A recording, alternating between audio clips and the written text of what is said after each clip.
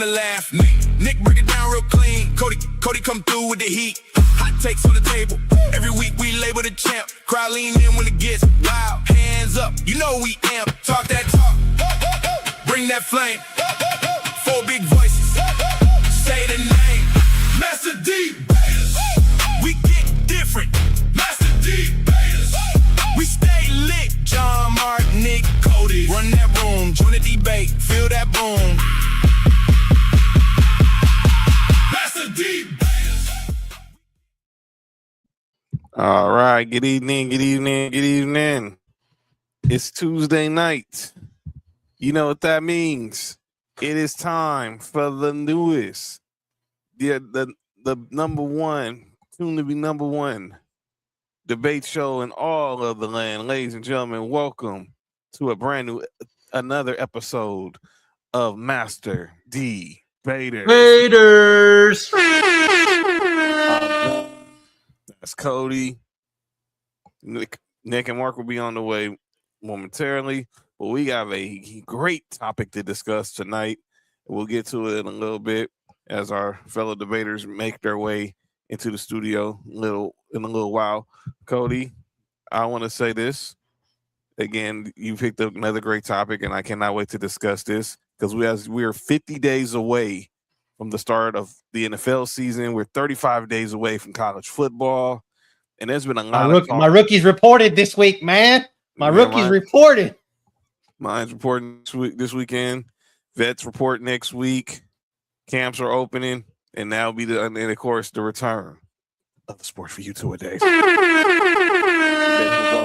Starting in August, along with as we have new episodes of Master Debaters that will also conjunction with our Sports for You 2-a-days as we break down two divisions of the NFL of the National Football League every week in the week of August, leading up to, of course, our season preview when we make the picks for the NFL season, for the upcoming NFL season. But a couple of things we want to talk about in the sports world. Again, breaking news: LeBron James has not signed yet, so there that is. What's up, Gabe? What's up, Gabe? But I did want to talk a couple of WNBA. Do you like Rich Paul? Do you like Rich Paul, or do you think he just needs to shut his damn mouth? I love Rich Paul. I love Rich Paul, the agent. I'm hating Rich Paul, the podcaster. I just feel like he needs to shut his mouth. I put it like that. I love Rich Paul, the agent. He gets brothers paid. But Rich Paul, the podcaster, is I'm hating him, and I'm starting. And I hate to say this, Cody, I'm starting to hate Max Kellerman too. And I never thought I would say that, but Max I always hated Max Kellerman. And then that whole bullshit with y'all messing with me with the AI picture and making me look like Max Kellerman, that makes me hate him even more. But yeah, Max really said something to heal. We'll get to that and calling out names.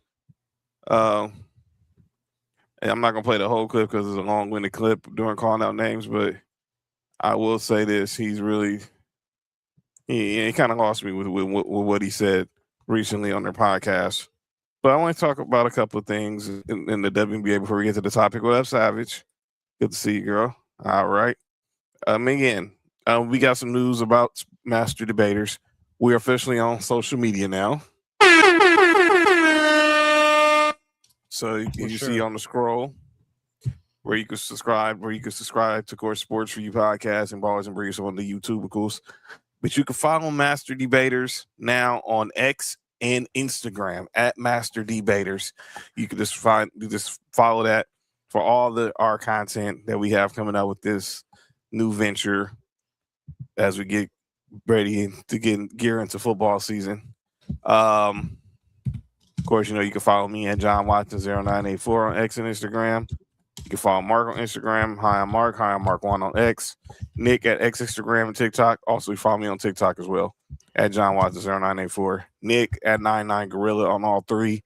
Cody at Ballers and Briefs on X, Instagram, and TikTok. So we got a lot to talk about. And we are also live on Twitch and we're live on Facebook as right now as well under the Ballers and Briefs banner right now. So yes, we will be trying to roll all those into one eventually.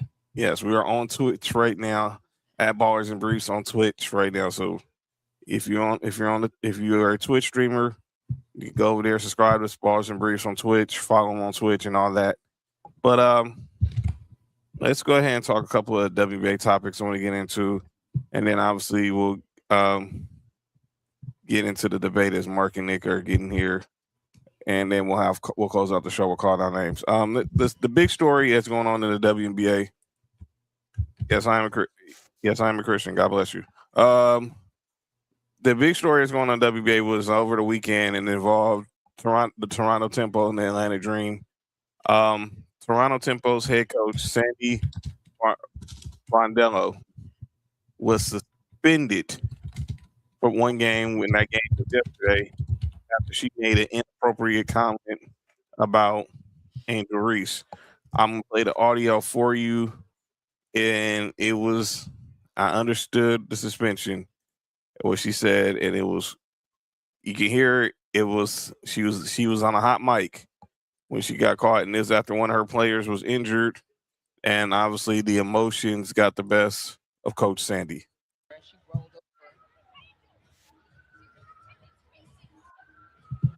Brondello pleads her case. Carl Smesco has walked over closer to the officials. Meanwhile, there's theater in she rolled over.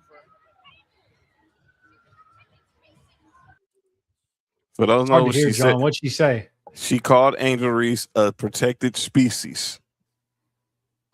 Now, for those who don't know, Sandy Brondello is Australian and has a term they use in Australia a lot. She did not think she was not aware that it was going to have racial connotations to it. We call black girl species, and she had to take the punishment, so she was suspended one game, and that game was yesterday. But she did apologize to Angel Reese on X. She said, "Angel, I'm sorry. Last night, in the moment of Naraira's injury, I used a phrase that I shouldn't have used, and I take full responsibility for that. My frustrations with the officiating, when my words were unfairly put the focus on you. I also understand that my words carry the impact beyond what I intended, particularly for Black women in our league. And I'm deeply sorry that I've spent my career competing with. I'm sorry for that. I've spent my career competing with, coaching, and learning from incredible Black women. I regret that my words caused hurt to a community that I respect so deeply. I have a lot of respect for you, both as a player and a person. I sincerely apologize to you, your teammates, and the Dream organization for my comment." She did also address the media yesterday before shoot around because she couldn't obviously coach in yesterday's game. But Angel Reese, she did get a chance to hear Coach Brondello's response, and she got to address how she felt about the whole situation stemming from the comment. I'm sure everyone knows about the situation that happened last game, and I'm going to address this one time. First, I appreciate Sandy's apology, but also appreciate the love and support that I have had for the last 48 hours. It has been very overwhelming with a lot of love and also other things. You good? I am grateful Yeah, that the league did take action on what the situation had happened. There's no place for discrimination or hate in this league from anyone, from fans to coaches to players. And I'm just grateful that we are able to move on from the situation and just play winning basketball. The WNBA is supposed to be positive, and we are going in a great light right now. So I just want to continue that and move forward. Everyone, I'm sure. So as we've been sitting here, I've been doing, you know me. I'm the official pot stirrer of Master Debaters and the one that does all the digging into shit. Yeah. So I literally dug into this while we were sitting here trying to read this. I don't think that Sandy had racial context behind that. She didn't. And from the way that I was reading it, it's basically her calling Angel Reese soft. That's kind of what the connotation means in Australian slang. So not taking up for it being come across as racial context because anything can be said that way now. But at the same time, literally in Sandy's words, she was calling Angel SAWFT, soft. So that's literally what she was calling her.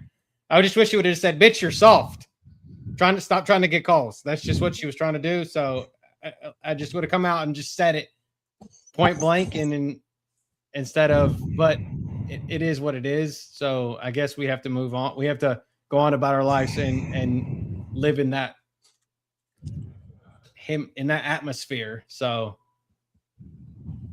I don't know. But again, as the official pot stirrer. Mark, was you aware of this situation? Some of it. I know she said she called her a protected species. Yeah. It's a term they use in Australia. Yeah, nah. In the climate of is she from here? The coach? She's from Australia. She's Australian. She's Australian. This is a term that they use in Australian culture. In Australia all the time. Yeah, it just means soft. I literally just looked it up. That's what, like, in the Urban Dictionary of Australia, you're soft. Without context, it sounds really crazy. But if you want to find a reason to be mad at something, then you just take it for surface value. But like you said, you do some research, you'll see what it really is. I don't really. I didn't have no problem with it. Also, I also appreciate how Angel Reese, even how she might have taken it, didn't let her take her out of character. Yeah. Exactly. That was my thing. Is the way that she acted about it was like Angel Reese is still Angel Reese, and it is what it is. Yeah. So I mean, again, if you one of those people who are one of those people who's looking for something to be mad at, then have at it. But if you really trying to look for the context of things, then it don't take much to just do some research, like you just did right now. I didn't know. I had no idea what the hell it was, because it literally, I mean, it was, in me, just on its face, it did sound very like. It sounded crazy. And literally, she was either calling her the N-bomb or calling her the meme that she looks like the sloth from Ice Age. Like, literally, that's just how it come across to me. So that's why I had to do a little bit of research on the fly and figure out what the hell it was. Hey, JoJo. Hey, Chris. That's exactly what it was. So someone else who spoke on this issue was Becky Hammond. She obviously, the game that Sandy Brandello had to sit out was against the Aces last night, and she came out and said, "I gave her a big hug when I just gave her a big hug when I saw her. I know that's not where her heart is. I know her as a very, very high quality person. She'll bounce back. I know she's resilient. It's just unfortunate everything that's going around the league. I'd like to get back to sporting, to get back to sports, uniting people." And I think obviously that has a lot to do with everything that's going on with the Caitlin Clark situation. And even now with the Sophie Cunningham situation, which we're about to get to, because now there's more news about Sophie Cunningham, which I need some education. I need to be educated on. So can y'all educate me real quick? Yes, sir. All right, now. So we all know Sophie Cunningham. She's now became our favorite meme. Shout out to you, Sophie. Sophie Cunningham is our favorite meme. Yeah. And obviously, by the way, if y'all go watch the whole clip, DeWanda Bonner's pointing right back at her, but no one brings that up. So I was just asking who eat pussy with her. I thought Sophie played on our team. She can't play on our team and still eat pussy. Okay, I'm just asking. So I think it's both. Oh, okay. She played football. She played football with the guys too. Remember that? Mm-hmm. Okay, that makes sense. So obviously, Sophie Cunningham has became a viral sensation because of this memes. She was the ring girl at the UFC fight recently, and now it seems like she got her own PE shoe, and it seems like everything is going in her favor. So this came out the other day. from the NBA, from the WNBA Players Association. So, and is that the WNBA Players Association will not allow partner brands to monetize off Sophie Cunningham's viral point. Okay. So I was a little confused on the situation because I was still trying to figure out what did she do so wrong. What is the problem? So I found the article because it was the story was broken by Front Office Sports, and here's why. It is what they were saying. So the WNBA is prohibiting licensees from using the image of Cunningham's point in their products, according to sports business reporter Darren Ravel, who said the union called Cunningham's gesture derogatory. The WNBA did not deny Ravel's report. For licensed apparel, we generally do not feature to or look to monetize player conduct from a confrontation between our members, a spokesperson said. The union has dozens of licensed brands ranging from video game company 2K apparel, Breaking Tea and Lid, sports cars, and Panini brand Panini. But the union decision does not prohibit Sophie Cunningham from monetizing on the entity herself, even with the brands that are union partners. So basically, they're saying, and I'll be clear about this. Sophie's still in the way. Oh, there she is. We couldn't see the statement, but we got it. Let me go back. But because she's in the way. Sorry, Sophie. Let me go back. So Sophie Cunningham, again. So again, this is a story. Sophie Cunningham, obviously, she was profiting a lot off that viral point. Yeah, for sure. I mean, that's now kind of her stick right now. Yes. So again, the WNBA saying that they generally do not feature or look to monetize player conduct from a confrontation between our members, but that decision does not prohibit Cunningham from monetizing from the incident itself. So I'm guessing that's saying, okay, we're not going to monetize off of it, but she can still get it. Is that what I'm getting? Yes. Yes. 100%. Okay. That's literally like, I want to say like something that, okay, let's just use NFL, for example. Two things. The Tebowing and Kaepernick kneeling during the national anthem. I just feel like they don't want that kind of shit happening. Let Sophie deal with it. Like, let Sophie, because they don't want to say that, okay, well, we're okay with, because we really don't know what was behind it. We don't know if that was malicious intent or not. They just don't want to. It's the whole CYA bullshit thing. So, and then it's her likeness, whatever. So let her do it. She'll go out and she'll be making all kinds of shit, and there'll be just next thing you'll see her in a commercial, and she'll be pointing at something. You know, that's what's going to happen. It is what it is. The WNBA just doesn't want any part of it, and it is what it is. I feel like it's not that big a deal. They're making bigger of a deal out of it than what it really needs to be. You know, I feel the same way. They're just trying to keep the story relevant without actually keeping the story relevant, because they're monetizing on it that way. They're getting more eyes on the program by talking about it, and instead of, they're indirectly endorsing it by saying that they're not going to directly endorse it.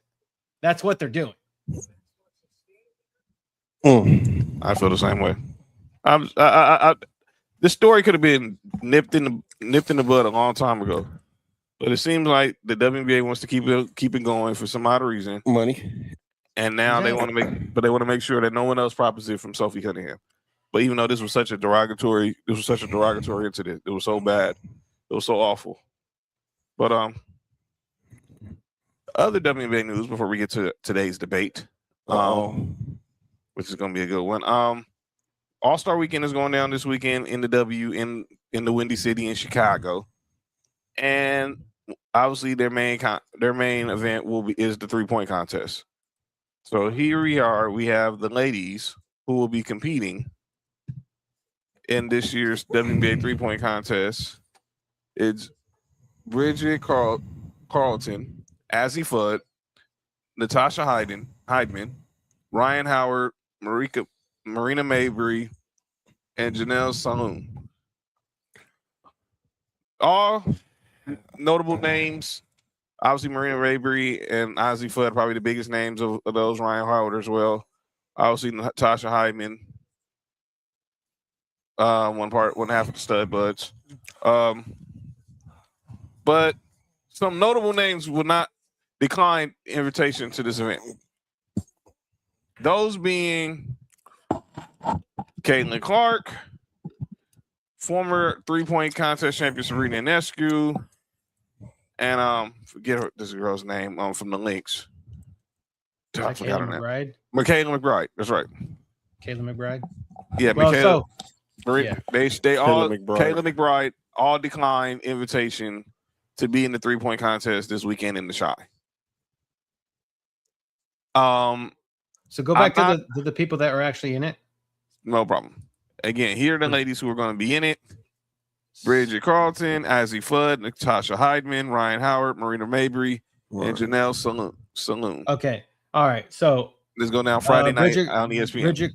Bridget Carlton is the number 5 and 3 points, 3-pointers made. Yes. Then you've got Azzy Fudd, who's 11. Number 1 pick in this past year's draft. Natasha Heidman is number 10. Ryan Howard she's number 2. Marina Mabry is number 1. And Saloon is number 8. So these are top 6 out of the top 11. Yeah, 11, yeah. Yeah, so it's not a bad. And then Caitlin Clark was 7. Sabrina, who is insane to me, she's number 20. So that, and then Kayla McBride is number 4. So really, you're missing only Kelsey Plum out of the top 10. But you know what the problem is, and I know Mabry had what she scored with 53 this year. Yes, is this lack of star power in this, like the big name, which you would normally get with the Sabrina, you would get with the Caitlin, and you know what I'm saying. I think for the trend the way the WNBA is going, which is upwards, you will hope that the stars, and I don't want to put this on them, but you will hope that the stars would keep doing it to make it push it forward. I agree. I agree 100% too. I just feel like that's just the world that we live in with any all-star type event that we're living in anything. This is what we've done. Like, it's just, we've just watered them down so bad because players don't want to get hurt. They were back in the day when we had the Pro Bowl and they had like the quarterback skills challenge and all that shit. And it was at the end of the season after everything was done. You got dudes going out there just winging it, not giving a shit. That was dope. And that now it's like, okay, well, it is what it is. And then it's just a highlight for younger talent, I guess, at this point on all of the all-star type platforms. I just for me, I think that a lot of stars don't see the point in participating in some of these. Like, they don't. It's not no point to it. You gain nothing from it. But at the end of your career, saying, "Oh, he did this, he did the slam dunk contest, or he did the 3-point shootout, or she did the 3-point." I think stars is realizing now that don't mean much. Now, Brandon Bean says that Serena Ionescu posted on IG she didn't decline, so someone is lying. Brandon Bean, that's the real Brandon Bean. Shoe companies in stars' ears more and more. And there are going to be a lot of shoe releases, just like at the NBA All-Star Weekend. There are going to be a lot of WNBA shoe releases this weekend, obviously, for this 30th All-Star game. So, what I did like, and I know it was the NBA All-Star game, was when they had the shootout with the men and the women. It was Stephen versus Sabrina. Yeah, I think that if they could have pushed that more, especially with the WNBA, I think that would have been dope. I would have loved to see that. hopefully I we just get feel it like next I feel like this would like your all-star games when it comes to shit like this is where you need to get where you should try to push towards the casuals or the people that don't watch the shit. Like that's what you bring. That's what it's for. It's for the cat. It should be for the cat. I mean, literally. Okay, let's like just think about it like this, and I'm gonna put it to you in my business sense, right? Bring it in the casuals, people that didn't watch the first half of the WNBA season, right? Okay, I've got 4 or 5 players. Oh, I hear their names come up a lot. Like I really don't know who they are. I just know that they're a controversial, polarizing fucking topic. Right. Mm-hmm. You got Caitlin Clark out here jacking up threes when everybody talks all this shit that she misses all the fucking threes all the time. So let's just let her. She does it right. Bam, bam, bam. Okay. Well, she wins or places second, and some AZ Fudd, who's #1 overall pick, beats her in the end of the shootout. Right. Oh well, I'm John Doe over here that doesn't watch a fucking thing, and I'm a misogynist. I want to watch some women's basketball now because I watched this happen. I'll watch a little bit more than I have ever in my lifetime because they catered to the casuals. I don't feel like they catered to the casual at all in any sports all-star game. They don't. It's a promo fest.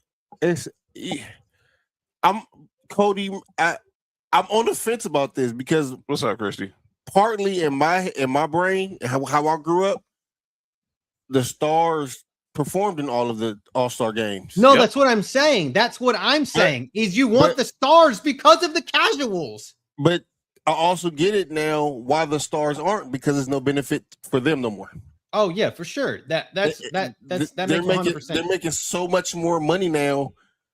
I don't need to. If I win this 3-point shootout, I'm gonna win 50,000. I don't need that right now. You know what I'm saying? Like there's no benefit for me. Yeah.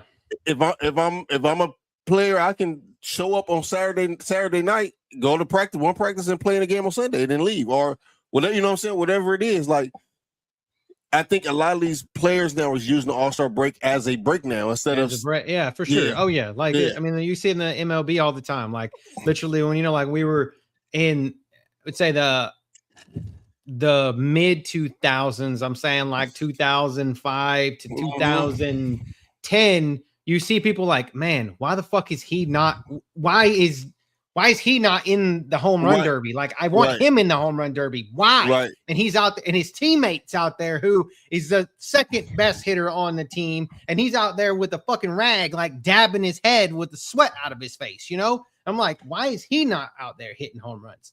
Brandon Bean said, I'm probably in the minority. If I'm a star superstar competing All-Star weekend, fans are there to see the stars. If someone voted for me, well, they're playing the All-Star game.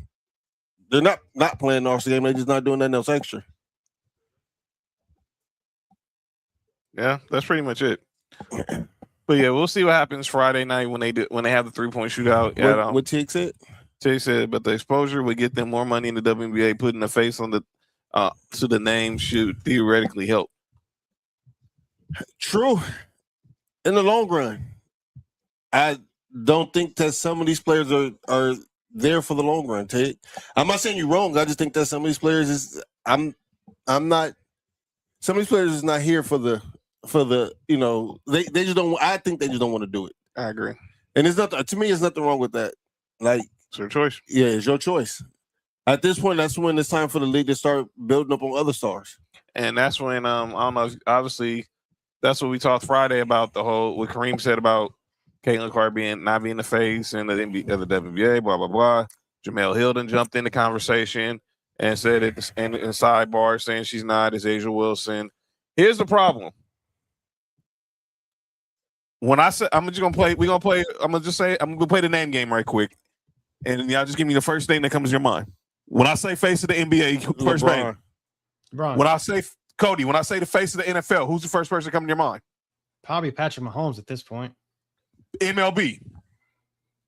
Aaron Judge or Ohtani. Yeah. 1 or 2. I'm going Ohtani. Ohtani. When you have to think about it, that's a problem. Like we go to hockey. Probably some people might say Connor or some people might still say Connor McDavid. Oh, Connor McDavid. Yeah. Connor McDavid. Golf. Some people are gonna say Rory. Some people are gonna say Scotty Scheffler. Yeah.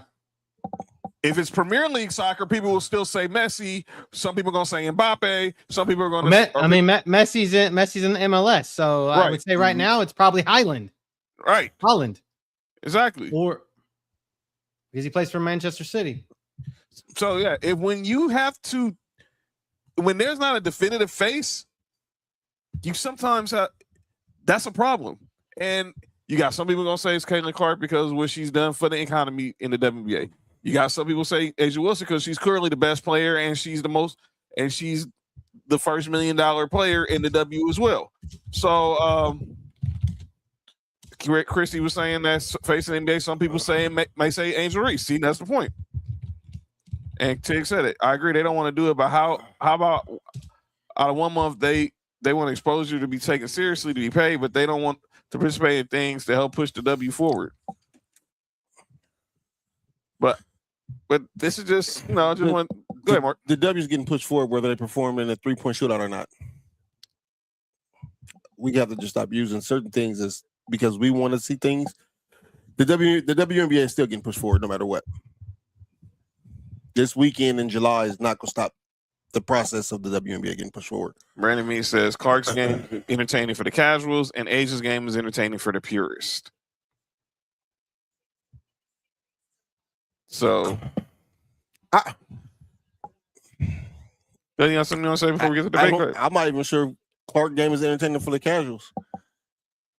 I think I told you guys literally what Caitlin Clark brings to the table. Like Mo just said, this is no different than LeBron never competing in a dunk contest. Because Caitlin Clark is not competing in one 3-point contest since she's been in the W yet. Different though. I think it's different because the NBA is thriving no matter if LeBron performed it or not.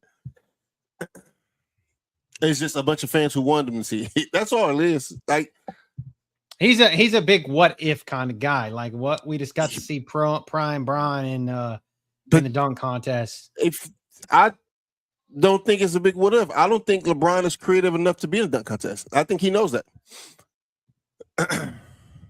And I think people who want to see LeBron in the dunk contest knows it too. They just want to see him fail at it. That's a good way to look at it because I never thought of it like that way. I never want to see LeBron in a dunk contest. He's not creative enough dunker to be in a dunk contest. I just played too much NBA Live 2005 and with the dunk contest and just always choose LeBron in there. So where you could lay it up off the backboard and bounce it off the fucking floor and hell, I could do that shit with Dirk Nowitzki too. So that's what I'm saying. Like for me, I want creative dunkers in the dunk contest. This can be a long LeBron debate about even how his play style is. He is a slew-footed player. It just don't make no sense. But anyway, yeah, that was a game. Mo. Let's get to what everybody's here for. Let me turn that music down. Shout out to the ladies. We watched the WNBA All-Star game this weekend in Chicago on ESPN and the ABC net on ESPN and ABC. But it's that time. Nick's on his way, so he should be here soon. All right, so Nick Breeze will be here in a little bit, but let's go ahead and get to what everyone's here to see. Y'all know why. Y'all know what y'all came here for. So let's get it going.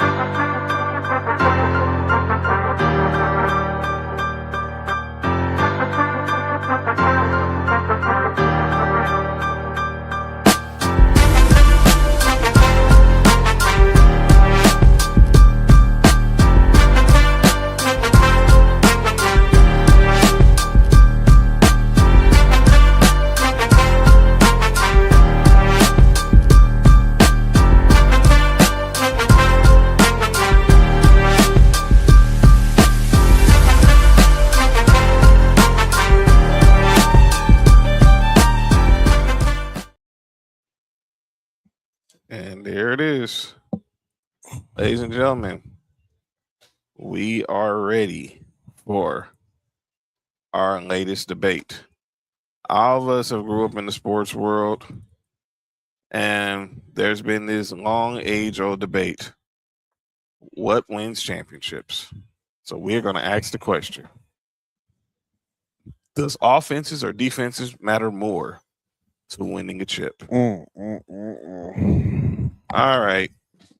So I'm going to let Cody lead us off. Chick said NBA needs to get rid of dunk contest. Yeah, and that I horse saw stuff that was and I was crap. like, They tried it was garbage. Hey, Tig, they don't need to get rid of dunk contest. They need to get the right dunkers. Do you remember that show Dunk King? Yeah, they got a new season of it. It's on HBO Max. Yeah, go grab some of them play. Yeah, I guarantee you it'll be some. Your people be executive produced by Shaq. Yeah, dig the new show. I'll get. All right, Mo. Mo, what up with it, dog? And it's the great Nick Freeze just walking into Mom the still in there? Yeah, just walking into the studio. So, Cody, explain tonight's debate, please. Okay, so we all want to know. We all hear this shit like, okay, well, it's a high-powered offense is what's going to win you a championship. It's defenses win championships. You hear this stuff all the time, and we always really want to know: is it really a defense that puts you over a good defense that puts you over the top, or can you overpower a good defense with just a really high-powered offense? And Nick, that's where we came. Sir. Come here, nephew. I came in with the idea of like, okay, we need to figure out what matters the most, and then kind of get our own takes about it. And then I pulled a bunch of stats to show across all four of the American sports, the big four, the NBA, the MLB, the NFL, and the NHL, to see statistically does offense and defense, which one matters more? Who's won more championships? This is going to be an interesting conversation. Nick Freeze is getting his beverage right now, and then we get started. But let's look at let's start. We're gonna start a little different. Yeah. We could go to the sports we know, but like Cody has also brought in. We got all four major sports. So let's start off with NHL. And John, before we do that, and my bad to you, bro. Correct. But you also had three people who's played football. And I was a defensive player. Was not offensive at all. At three different spots on the field. That was what, dude. Dude, that was gonna be a wild statement. So I think this is also, you might see some and basketball. Me basketball, but you gonna see some interesting views. So I didn't want to leave out anybody that might be a fan of hockey in this environment, because I don't know enough about hockey. Me neither. To say that I am a professional hockey watcher. I just know what team is good when they're good at that moment in time. I do know that last few years that the Florida Panthers railed off a few, and then this year you had the Canes shocking the world and beating the Vegas Golden Knights. But so what I did here was I took the defensive statistics of the best defensive team in the NHL to go on and win a Stanley Cup. So the number one defensive statistic in hockey is goals scored against. So here you can see for about 10 years, the Montreal Canadiens, which I guess because this was Canada hockey back in the day, it wasn't American hockey, right? So they were just most of we don't count them in the six. Yeah. So they were railing off championships here. Hey, go on the front with the number one defense in hockey. So they had the least amount of goals scored against them, which makes the most sense, right? Ouch. Like you don't get goals scored against you in hockey, you're going to win hockey games, right? Yeah. Then move into the 80s where there was only one team that was number one in goals scored against in the whole decade of the 80s. We're done with the 80s. Again, in the 90s, that's the Mark Messier New York Rangers after Wayne Gretzky left. And then Messi.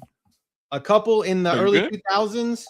And then within the last decade, we've got 3 here. So it looked early on like defense is what was winning a championship. But the further on that we got, to hell with defense. It really doesn't matter. If you're getting scored, you just need to outscore the opponent. Screw how many goals that you can score. Because, for example, this year, the goalie for I believe it was for Vegas was getting pucks put in all the time. And they were winning. They were up, I believe 3-2, and then that's when when the Canes came back and won the whole damn thing. So, so we saw it. Back-to-back champions here. Florida, in 24 and 25 had the number 1 defense. So that's what I'm saying. Like, defense in hockey was really good at it for about 10 years. And then after that, it's kind of fallen off. So if you guys look at this, and what do you guys see when you see these numbers, specifically that the drastic drop off and actually being the number 1 defensive team? Does it win you a championship or not? At least in hockey, in my eyes, I just feel like it's just a fluke deal. Now, like most says, most pretty much agrees with you. Says as the only Canadian here, your goalie could steal you a Stanley Cup. Yeah. So if I go back to when the time I really got into hockey, and Nick can relate to this, was when the Kings won 2 2 Stanley Cups back in the 2010s. Shop Jonathan Quick, you heard? And Jonathan Quick was pretty much Yeah, that was him. wait, relax, no relation, relax, no relation. Wait. That's his name. Mm-hmm. Oh. Wait, wasn't that Eddie Murphy name in? Never mind. Yo, we're not going there. And John's RP, name's CC. What? Nothing. Yo, chill. Go ahead, John. Yo, chill. Go You ahead. good? You good? Go ahead, John. When you became into the black puck, Came into a black puck. What the heck is wrong with you? said when you got No. into hockey, dog. No. When the Kings won their 2 Stanley Cups, Jonathan Quick was pretty much the best goalie on the freaking planet. That's a fact. And it seemed like, and you had Dustin Brown and Andrei Kopitar, Drew Doughty, and these guys. They had their defense being led by Daryl Sutter. So Shout out my boy Kopitar, you heard? they beat 2 good teams. They beat the Devils. They beat the Blackhawks. One way they beat the Devils, the other one they beat the Blackhawks. But like Mo said, like if you have a goalie who's pretty much lights out, I like the Blackhawks logo. you can steal a Stanley Cup. So let's go to the and these are regular season. Now, just so everybody knows, everything that all the stats that you're going to see tonight, these are number 1 defenses or offenses in the regular season. I did not pull playoff stats because that's a total different type animal. Different animal. What most people see, and I'm playing this kind of like as like a casual fan as a group here, that all of these teams, these by casual, and you're going to be like, okay, well, a defense. I watch college football every other weekend, and your good defense in the South is what makes teams good. No, it's not. It's not anymore. It's not. No. So that's what I'm saying. So you got the number 1 is in goals scored, the Canadians again, and then you got the Bruins railed them off. Obviously, they were like the Celtics. They were like the Bill Russell Celtics. And John Havlicek. Havlicek. What up, Sam? I mean, shit. Hockey was a game that caught on out here like very late. And obviously, you got the Oilers. They took 3 and 4 years with Gretzky. The Calgary. I heard that was Diddy's favorite team. Really, you good? Oh, boy, it says Oilers, not Oil Hymns.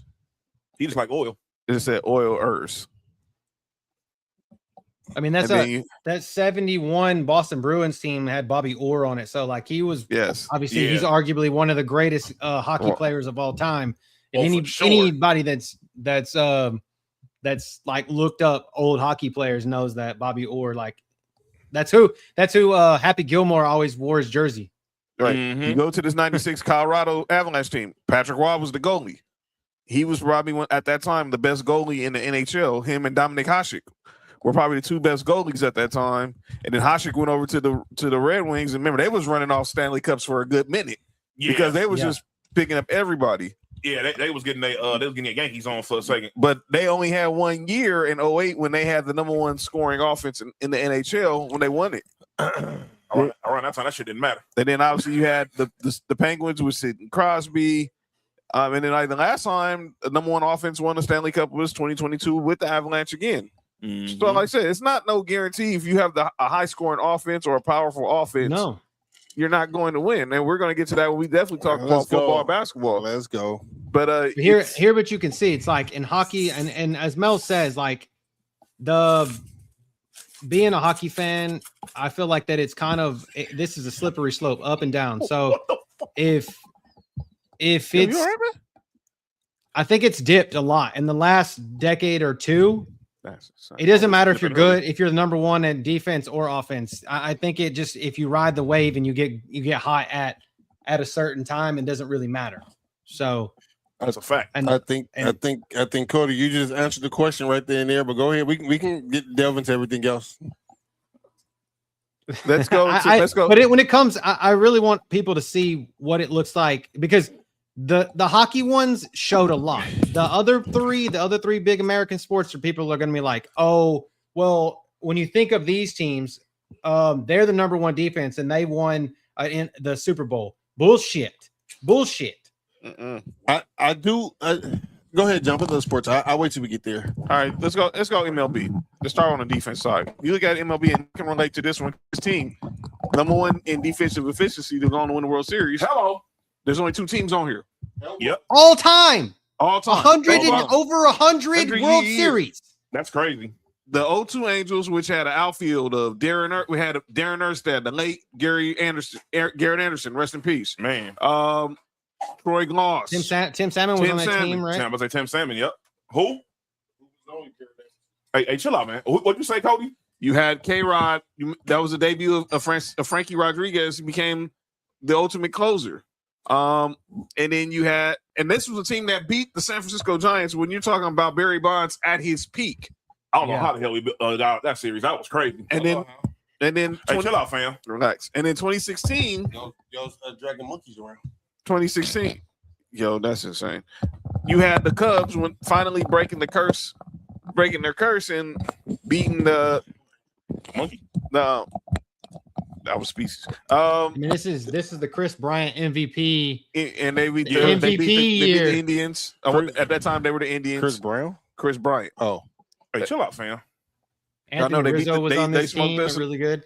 They smoked us in the NLCS. I know this because they smoked us in the NLCS that year in 6 games. Phillies are stupid. What the heck was that? And then Jason Hayward was in center field. They restarted the game. Javi Baez was shortstop. They trade for Aroldis Chapman at the trade deadline, which he's still in the league. Yeah, he's not crazy. He's like 72 years old. Everybody talking about. Never mind. Nope. Remember they didn't want. Remember teams was like they shouldn't have traded him because of that whole incident with his wife. And it was like, yeah, okay. What's he doing with his wife? Was that hate? Remember when he was with the Reds, the Dodgers traded for him, but then he got arrested because he shot a gun up in the roof of his garage. Oh, he shot up the club. Here. Yeah, I don't know what he's talking about, Sonny. But yeah, only 2 teams out of all those teams in MLB. And then you look at runs, number ones and runs scored. Obviously, the Yankees were there a lot. That's self-explanatory. The Big Pete Rose Reds. The Big Red Machine with Pete Rose and Joe Morgan and Johnny Bench. 84. What'd you call him? The big. No, what you call him? Johnny who? Johnny Bench. Oh. Not Johnny Bitch. You didn't say Johnny Bitch? No, Johnny Bench. Johnny's bitch. The 84. Ain't that the nigga from with the weak knees? Not from Oz. Relax. What? Nope. You had the Tigers 84. How about how do you know what that was beside there? The Bash Brothers in 89 with McGuire and Canseco. The 93 Blue Jays with Joe Carter and Roberto Alomar. The 89. Oh, that was the freeway series, huh? That was That's the maybe- battery to the head, Jose Canseco. Yeah, That's maybe that was right against. What? Yeah, that was against the Giants. Against the Giants. Yeah, we beat the A's in '88. Oh yeah. Okay. 93 was against. Was that the Phillies? No, I think that was No. the Phillies. no. That wasn't back to back. No. Okay, Phillies was 90. When did they beat the Blue Jays? What was the year that Joe Carter hit the walk-off home run off Mitch Williams? It was the Phillies. That was the Phillies That's in right. '93. That You're right. was 93. I was thinking 92. I was thinking of that was 92. Because that was the premise of the Sandler movie. All right, come on, let's go. Then you got the Yankees. The Red Sox in 2018 when they beat us when Mookie Betts was MVP, and then the last team to do it was the Dodgers in the bubble. But nobody's seen Yeah, to the say 60 that game don't matter. year. They do. They just don't do it as much. I've never heard nobody say that. Trust me, I'm a until Dodger fan. I've heard it. What? I've heard it. They be hating on y'all. Not bubble as much as the Lakers, win? but they hate on. They be getting hate. I've heard it before too. You've heard Tom Brady hate? No. That's the only person that didn't get no hate. That's the only person that didn't get no hate in the They pandemic. all popped in the bubble, right? Are you good? I think football was different because that was the only one that actually played a full season, even though it was like similar circumstance. But it was like That's the only one. that was the only one that actually played a full season. But that's a whole different story for a whole different day. John Kruk. Yeah, that's right. The 93 Phillies, the 93 Phillies team. Yeah. And then and even like if you can produce a lot of runs, but if you don't have like an outfield or infield, See? yeah, I don't know. You ain't gotta tell me twice, Mo. I lived it. If you want to have, you can have like a lineup from 1 through 5 or 1 through 9 that's all hitting above 250. Oh, didn't y'all lose? Didn't y'all lose to the Red Sox in 18 too? Yeah, 20. Yeah, we lost 2018. to 5 games. Mookie Betts. That was Mookie Betts' MVP year. Yeah. That was the year after we lost to the Astros. And then he Can't decided, beat- I'm gonna make a bitch move and go to the Dodgers. Hey, they didn't. The Sox didn't want to pay him. It was like, no, Yeah, that was the Red Sox fault. They tripped out. dude. And by the way, you know what's the bad part about that? What's that? The Angels actually could have benefited from that trade. I don't want to make Yeah, the rules. come on, John. It ain't- Jock Peterson and then Andy Paez would have been Angels. Yeah, I know. Had Ooh. Artie Moreno not stuck his nose in. Who's shut up. ass? Shit. Well, that's the problem. He's sticking his nose in everybody's business. Oh. Balls. But Me? yeah, no, not mine. But yeah, you can have a great lineup, but if you don't have like a solid Gold Glove outfield or infield, you're not gonna really win in baseball. That's why we've only seen 2 with the number 1 defensive efficiency in baseball history. But you got to have at least a solid corner out infielders, definitely a solid outfield if you want in order to win the World Series. Well, I mean, you got these World Series. You got Babe Ruth, you got Maris and Mantle, and you got Pete Rose, Johnny Bench, Joe Morgan. Then you got Kirk Gibson with an 84. You got the Bash Brothers in 89. I'm just Joe saying. Carter, Roberto Joe Carter. Alomar. Then you in the Yankees in the 90s, Derek Jeter, Giambi, Posada, Paul Well, you did O'Neill. A-Rod get to the Yankees. I just Oh, saw 4. They Okay. won. He won. He was on the 09 team that won. Okay. Yeah, Bernie Williams was on that team. Like, I wonder come who's better. on. Out of Come who? on. I don't. Out of who? Out of Jeter and A-Rod. Well, man, ain't doing that. His name start with A. It's biracial saying you should have shot A-Rod. That was crazy, dude. It was even hating. Hey, You know what I'm talking. You've seen the other guys. I know that was hate. It was funny as shit, but that was hate. Wahlberg shot Derek Jeter. He said, "You seen another guy?" No, the movie with Mark Wahlberg and Will Ferrell. You relax, dude. I already knew what type of time you on when I saw your shirt today, dude. What shirt you got on? Look what shirt he got on. I knew what type of time this dude's finna be on for this shirt. Oh my god, That's hate. Why you put that to his shirt? John's Dog, how can you not notice it? I'm shocked no one ain't saying nothing about it in the comments. But anyway, he said just stay positive. Wahlberg was kids. like, Wahlberg shot Derek Jeter and they lost the You World got a top on Series. your head. And then he said, he was like, you shot Derek Jeter. It's a biracial say. You should have shot A-Rod. I was like, well, damn. Yeah, that was crazy. And they kept calling Wahlberg to cop that shot Derek Jeter. Called him the Yankee Clipper. That's hate. Hey, Mark Wahlberg from Boston? Yes. He's right. Never mind. Yeah, we ain't gonna go there. Do your history. Do your homework. I don't know who that guy is. That's crazy because what are you brothers? I'm just saying, like, when Four people brothers. like think about this, like they think about offensive Only two of them were white. Only two of them were black. offensive and defensive teams when it comes to MLB. It's damn sure my head goes to the Yankees, but I'm thinking of your Dodgers for the last 3 years. Yes. I was thinking everybody thinks of my cheating ass Astros being a good defensive team, like as what you say. Like even that Cubs team, people thought of them as a good offensive team, and they're not here. So yeah, because I'm looking at when the Braves won the World Series. exactly. Yeah. Yo, that's hate necessary because Marcus, for the most part, loves to wear inappropriate shirts. That's insane. That's hate. Let's go to the hoops. Let's get to the hoops. This is what I want to talk about. This obviously, I can't wait to get to the football part. But I definitely got. Well, the hoops. I feel like John, the hoops gods, like when I pulled these statistics, they were like, "Oh, let's just make this show straight about John." Let's get it going. All right, let's get it going. So you got the number one defensive rating teams that won the championship. Magic's his rookie year with the Lakers. The bad boy Pistons. Boo. Hate. The Rockets in '93 and '94 had the number one defense. Yeah, because they might have had the best defensive player. Kareem on that team, man. Yes. I mean, he did Hakeem, win defensive player that year. John, he might be the best defensive player of all time. He is number one in blocks and top 5 in steals. Yeah. The fucking center is crazy. Our stats don't matter. Well, it only matter when it's LeBron. Never mind. This nigga's like top 10 in like 4 stats. The Bulls, the 72 and 10 Bulls. Well, LeBron like top 5 in like 8 of them, but sort of a story. The 72 and 10 Bulls. Which one, Jordan?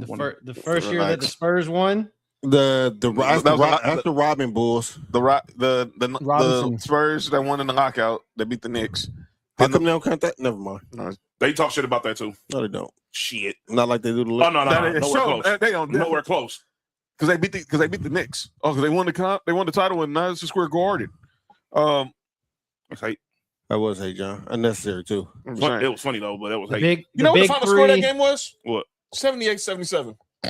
And you know, Jordan game with the other team scoring 54. That's insane, dude. But that's the best era. Yeah, winning games couldn't even score 80 points. 80. Them niggas scored 60. I was talking about the Spurs. Don't get me started on MJ. I mean, come on, dude. But that's the reason why he can score 30. Everybody scored 7 on his team, and they look. He carried his team. No, nigga, they was playing teams that scored 60 points. Yeah, I mean, nigga, you scored 54 points. That's like freaking 11 points. What? 12, 13 points a quarter. It's the same amount of points as that age the Carmelo girl. Yo, you good? You good? Bruh. Yo, you good? Bruh. She was 13. Yeah, 13 times 4 is that. No. He did that on purpose. Hey, yeah, shit. The Spurs in 02-03. Sorry, Mark. Oh yeah, that was hate. The Spurs that beat the Pistons. I lost $20 off that series. Oh shit. Yeah, there you go. My guy. Boston. KG. They was. KG. Hey, if you look at all the defenders they had on that team, it was crazy. Now, we got to this Tony point. Allen. Listen. Oh my God, I hate this team so bad. This I hate this team too. But I'm glad we got to this point because the following year, when Kendrick Perkins got hurt, and that's the year when the Lakers won. Actually, that was 2 years later. Well, next time they played. The next time they played in the finals, whatever year it was, when I said if Kendrick Perkins don't get hurt, it's the same thing that happened with the last time. Sam, they're not to answer and everybody was like, well, Kendrick Perkins only there with 2 points. It don't matter. John, when Kendrick Perkins there, Sam's comment they didn't have to double team nobody. Not a person. So Sam, this is the thing. Herein lies the argument. Thank you, Sam, for making the argument for me. You think that's what they should be. You think that's what you think of when you think of defensive teams. But they're not. Statistically, they were not the best defensive team in the regular season. That 86-87 team, that was pretty much the end, almost near the end of the road for the Celtics, which because Bird was done in like 4 years after that. He already had his back blown out. Pause. What? The Lakers were at the end of the Lakers. That's crazy what Dominic did to him. Yo, chill. Jesus. You good? Fat. Shots fired. Hey, you think Jordan had the mafia kill? Never mind. Is that? Yeah. No. Oh, Len Bias. What is wrong with David y'all? Blatch. Len Bias.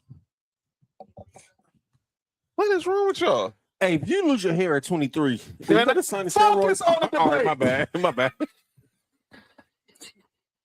Sorry, my bad. That shit's about to get out of pocket. John, you're right. That's my bad. My bad, guys. He was telling the truth though, but yeah, This is Nick Falk, Cody. this is hate. Hi. Go ahead, no, John. guys. Okay, let me say this about these teams Sam had Yeah. on the screen. The 86-87 team. Mm-hmm. Okay, you want to say they had a good go back and really look at the film. Bird wasn't really playing a lot of defense then. Nope. McHale wasn't playing defense. Parrish was the only really line of defense they had at that time. That's because he was trying to kill people. I said Parrish. I know. He was trying to make him perish. Yo, you I know good? what you said. Yo, you He good? He wasn't Hey, playing you know what's defense. crazy? You noticed that Jordan recruited all the niggas that was fucking him up in the 80s? Charles Oakley, Robert Pitt. Never mind. Robert Dennis Parrish was Rodman. like 50 years old when he was on the Bulls. Shit. Hey, was he there? He Well, didn't do shit. Well, that's how old dude was that played for the Thunder. Who? Who? The dude that was So- Kevin Durant. So to answer Who Sam's are you question, talking about? the one who stole his younger brother. know Serge Ibaka? Yeah. Get the fuck out of here. Dude, This man. nigga crazy. the Go the ahead, John. Boston Celtics, All right. the Boston Celtics that won in '86 were the 23rd ranked defense in the regular season. They were not that good of a defense. They was living off Bird, McHale, and DJ's offense. And the Bulls in the 92 year, San Antonio had the best defense. By the way, that was Rodman's first year. Am I mistaken? That was Rodman's first year with the Spurs, right? Because Rodman got traded after. I think Rodman got traded after '91. Was he on Dallas before he went to the Bulls? No, he was on Dallas at the end of the road. Dallas was after us. Boys Okay. to men. Relax. All right. When I started there, when I Go go there, ahead. and that '92 Bulls team, they wouldn't have no really good defenders on that squad. They did. They had Pippen. That's That one. was it. Actually, That I was do it. see a discrepancy that Sam might be right here because, actually, hang on, nope. I'm not What about wrong. the '87 Lakers? The Clippers? The Clippers were the '87. I saw Los Angeles, and it's the Clippers. The Clippers were the #1 ranked defense in the regular Who's season on the in team in '87. '87? Was the Clippers up Greg 87? Norman? I got to look it up right now. I got you. I got you, Nick. Greg. Benoit Greg- Benjamin, Michael Benoit Benjamin. Who? Michael Cage, Michael Cage. Yeah, Oh, Michael okay. Cage. Earl Cureton, Never heard of him. Quentin Never heard of him. Daly, Larry Who, Daly? Drew, Larry Drew. Yeah, Okay. Oh, yeah. Larry Drew Sr. Kenny Fields. Okay. Wasn't Terry Cummings on those teams? Boss. He wasn't. No, Mike Cummings. Woods. Nah, Hey, Mike Coach, got the water Woodson. on that. Cedric Maxwell. Mike Woodson was. Oh yeah, Cornbread did play on the Clippers Yeah. after he left the Shut up, Celtics. cornbread. And you know what's so funny is none of those players was really known as defenders. They was all just Great team defenders. great. That's it. I hated Corn, and I still hate. Yeah. I hate Cornbread Maxwell times two. That's He was a Celtic and a Clipper. You know what that remind me of? Y'all, that bench the Lakers had when y'all had Pau Gasol in them. Everybody talk about how trash that team was. The bench mob. Yes, but see what I mean? The damn team, the fucking bitch had a nickname. It was Clarkson, The bench. Shannon Brown, obviously Lamar. Mm-hmm. Shout out to my boy Farmar. Yep. You heard? Hold on, nigga. No, fuck that. He a double negative too. Oh, no! because you went the top and you went the S. Yeah. Yeah. That nigga double negative, triple negative. He played foul. I know him. That's why. Oh man. But still, And then He 92 said- Bulls. that Did you nigga see the got 92 triple Bulls? He said, I think it's all my eye. What the hell going on? they said that dude is in life in Yeah, sports yeah. prison. He got 3 strikes. Yeah, he got for sure. I think he played Half for. in high school, Yeah. UCLA college, and the Lakers. But he played with y'all too, though. Yeah, I didn't like him on our team either. All right. I have a funny story about.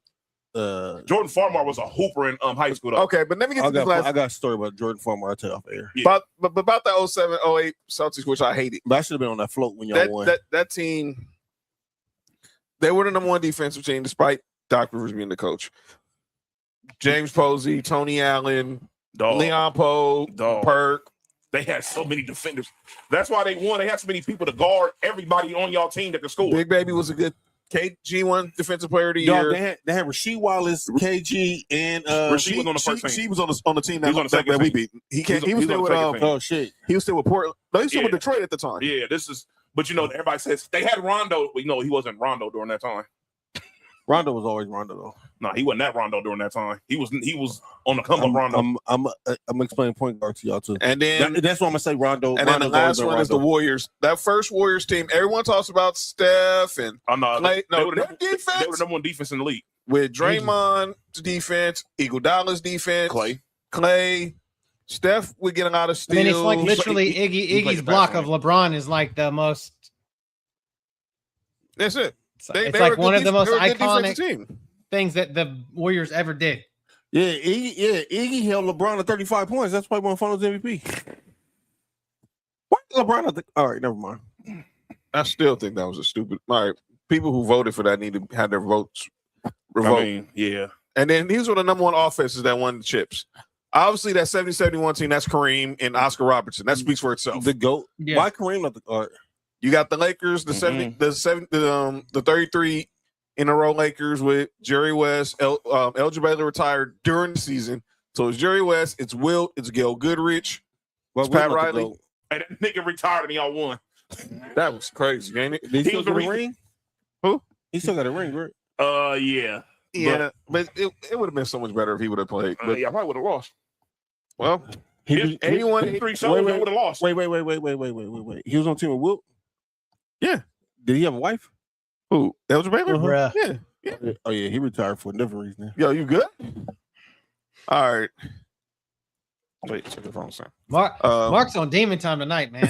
I told you, Mono saw this dude shit. I knew this. Green. All right. 81-82. Speaking of the Lakers, 81-82.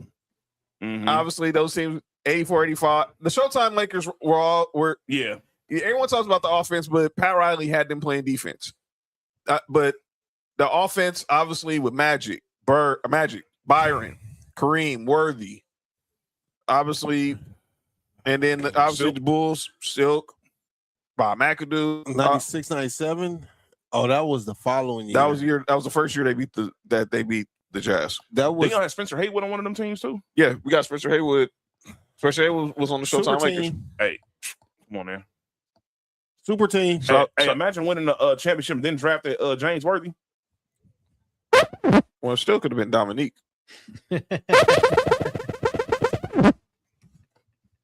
Imagine. Nope. All right. Nope. Later. Go ahead.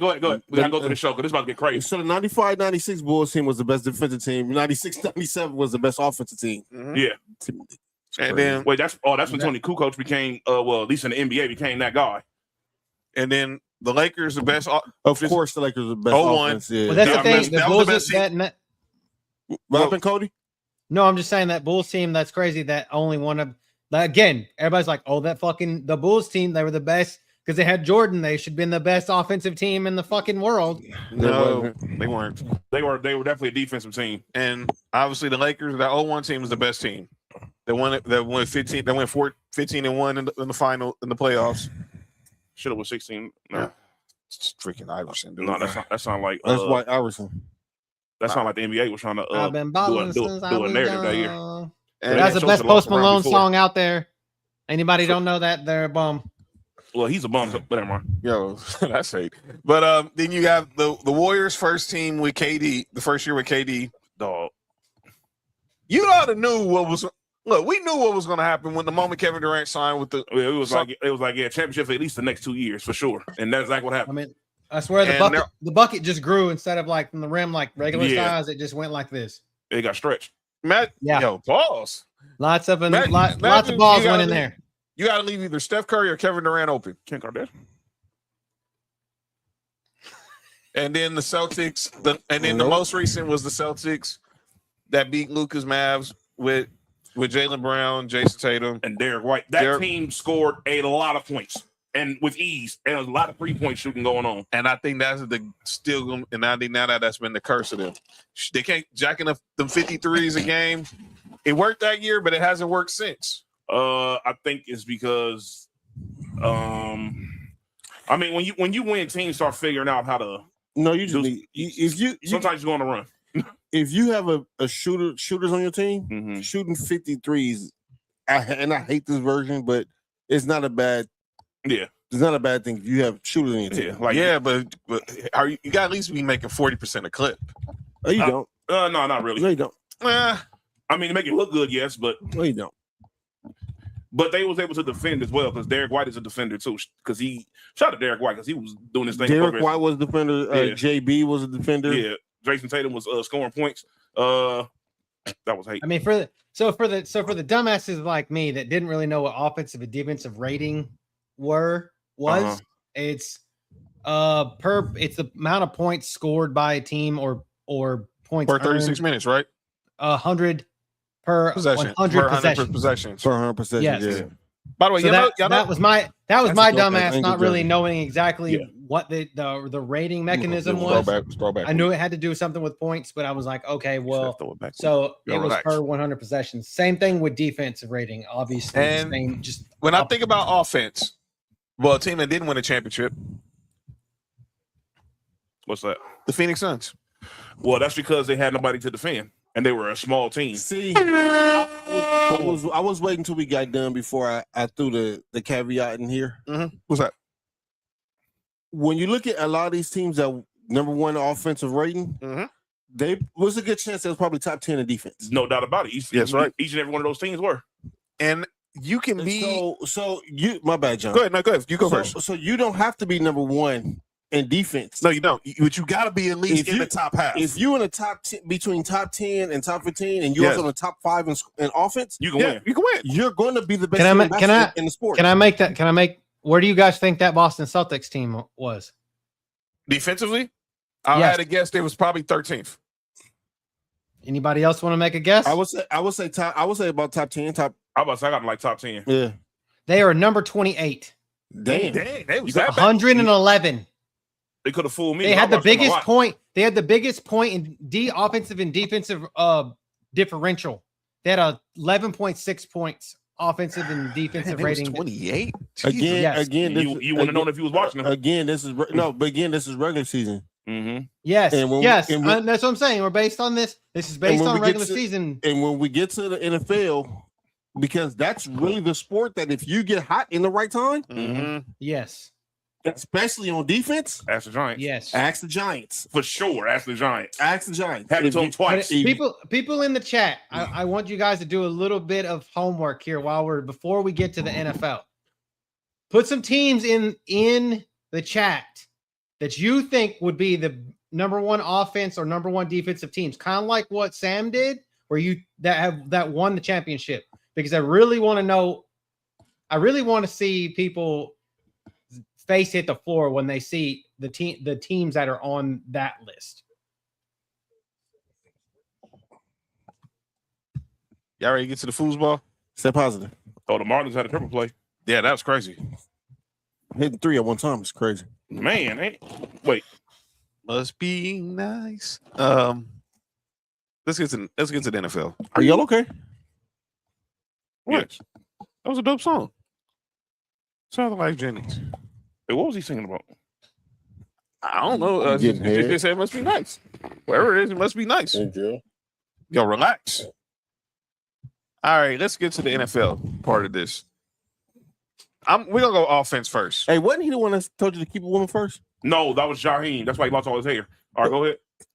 Because he didn't put that woman first? No, because he did put the woman first. Stretched out his hairline. He looking sugar free. So that's why he tried to find. So that's what he was trying to find his way back to.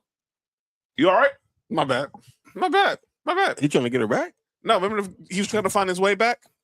John, trying to find his hairline back. All right, number one offenses that won a Super Bowl. Obviously, Nessa's gonna love this. The 72, the perfect season. They had the best offense and best defense, though. That they did. They were literally the best team in the league. Obviously, you had the 80s Niners. That was last good year, they.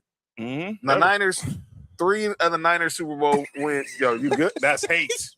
That's hate. Why she flick me off? That's crazy. Dog, hearing you, genius. Oh. The 84 49ers, the 89 Niners, the 94 Niners that had Dion. That was the best defensive football that year. These are offense. They weren't the best defense that year? We'll get to the defense. All right. My Broncos in '98 after we the second of our Super Bowls. Then you had the greatest show. Yes, indeed, the greatest show on turf. Rams.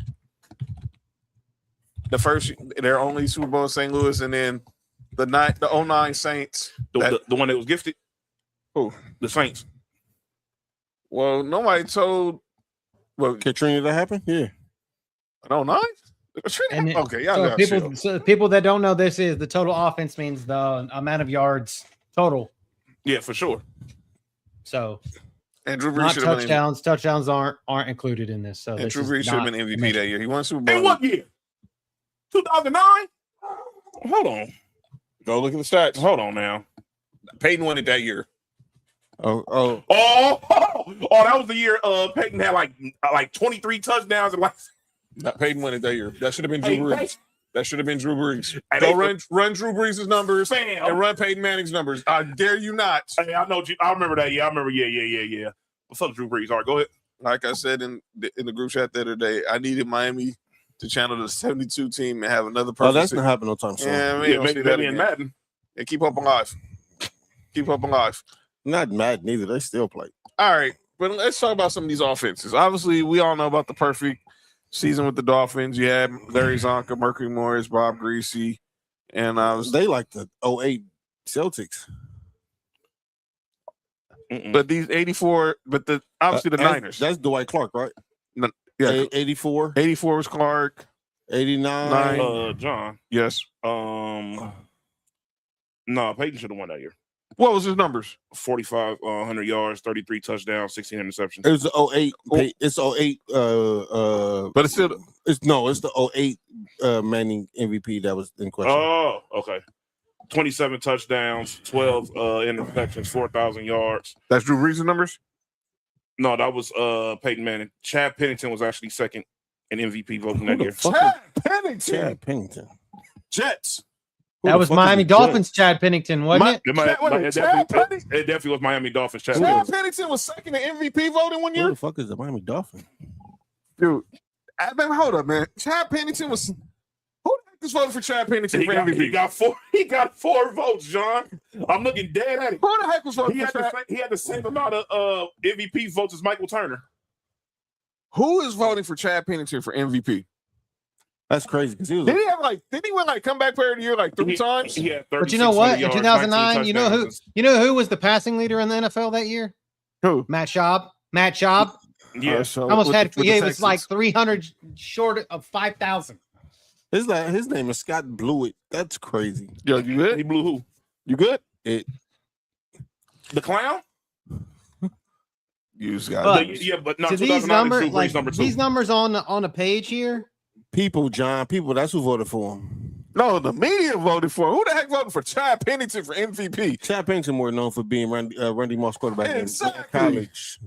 Exactly. I know one about Marshall Chad Pennington. Don't get me started with the Jets. He was next. But the Dolphins was his best. That was his best time in his career with the Dolphins. But MVP, I don't know about all that. They went 11-5 that year. Okay, I'll stop. That might be the last one in one division. All right. It was. That was number one. That's only one. Tony Serrano. That was the Wildcat year. Oh, so the Ronnie Brown year. Yeah. Oh, it wasn't Chad Pennington. He had 19 touchdowns and 7 interceptions. I don't know how the hell he was numbered. He had 7 interceptions. Yes. Ronnie Brown? No. Oh, Chad Pennington. Now Sam was saying, did the 84 Dolphins? I'm assuming this. Damn. 84 Dolphins had literally the worst defense in NFL history. history. No, they had the best offense that year. Well, they had the best quarter. You talking about 84? They had the best I said basketball, football ever. They had number 2. They played in the Super Bowl, but they weren't the best offense. They had the best. They had to be the top 5. Well, also, Sam, this is to go and win the Super Bowl. Yeah, right. Win. They didn't win the Super Bowl. Yeah. But they did have the best. I'm not gonna lie, man. Dan Marino, Mark Clayton, Mark Super Duper, Chuck Muncie. Y'all know Yeah, you're right, Sam. But they have to win the Super Bowl. Y'all know how I feel about Dan Marino. Sorry. Dan Marino? That same year with Chad Pennington was number 2. I got Dan Marino as the best thrower of the football. Whoever touched the football. Voting. That was the year he won Defensive Player of the Year.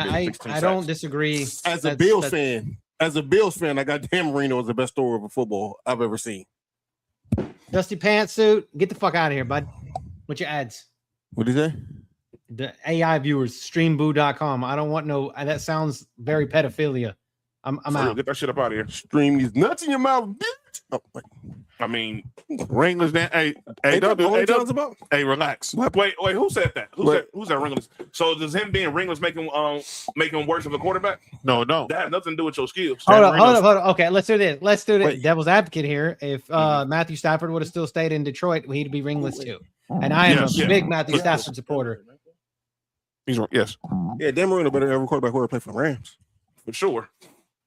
Ring or not.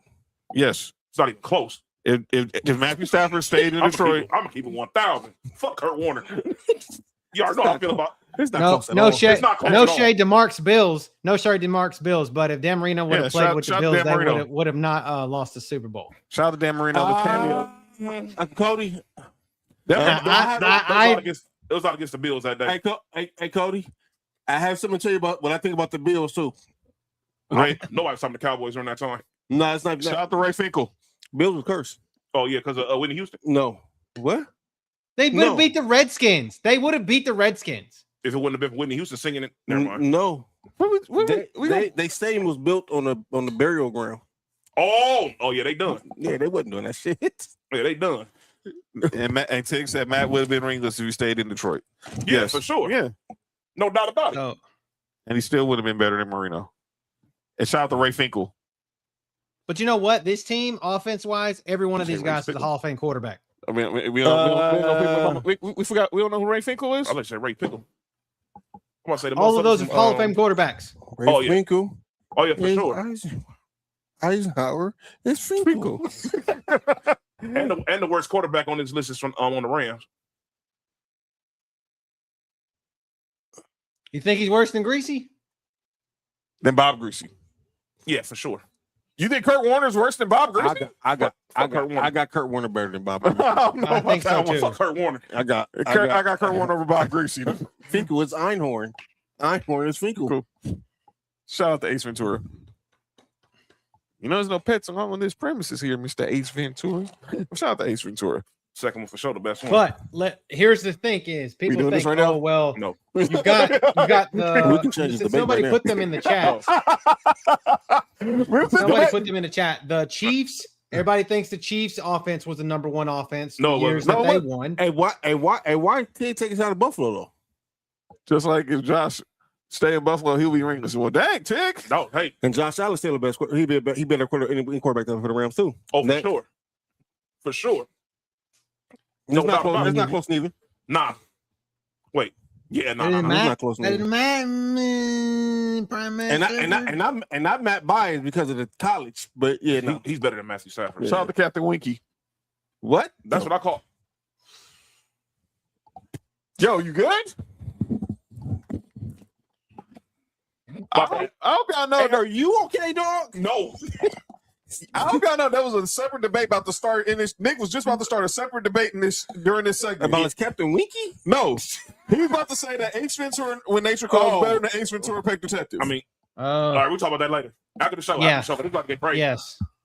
So guess what? The thing is, moral of the story is we have not had one in almost 20 years, the number one offense to win in this regular season. Oh, yeah, for sure. To win a Super Bowl in almost 20 years. You know, it's the closest. And they went 10 years between the last two. Hey, Cody, you know the closest one was? It was the Falcons. The Falcons was the closest one. Oh yeah, for sure. With the one about 2083, because they was if you don't notice, that Falcons offense was ranked top 10 all time. The Angela White Falcons. Are you all right? My bad. That offense, because everybody talked about Dallas that year, and nobody cared about Atlanta, but Atlanta was quietly putting up like a top 5 all-time offense, and nobody remembers it because they lost.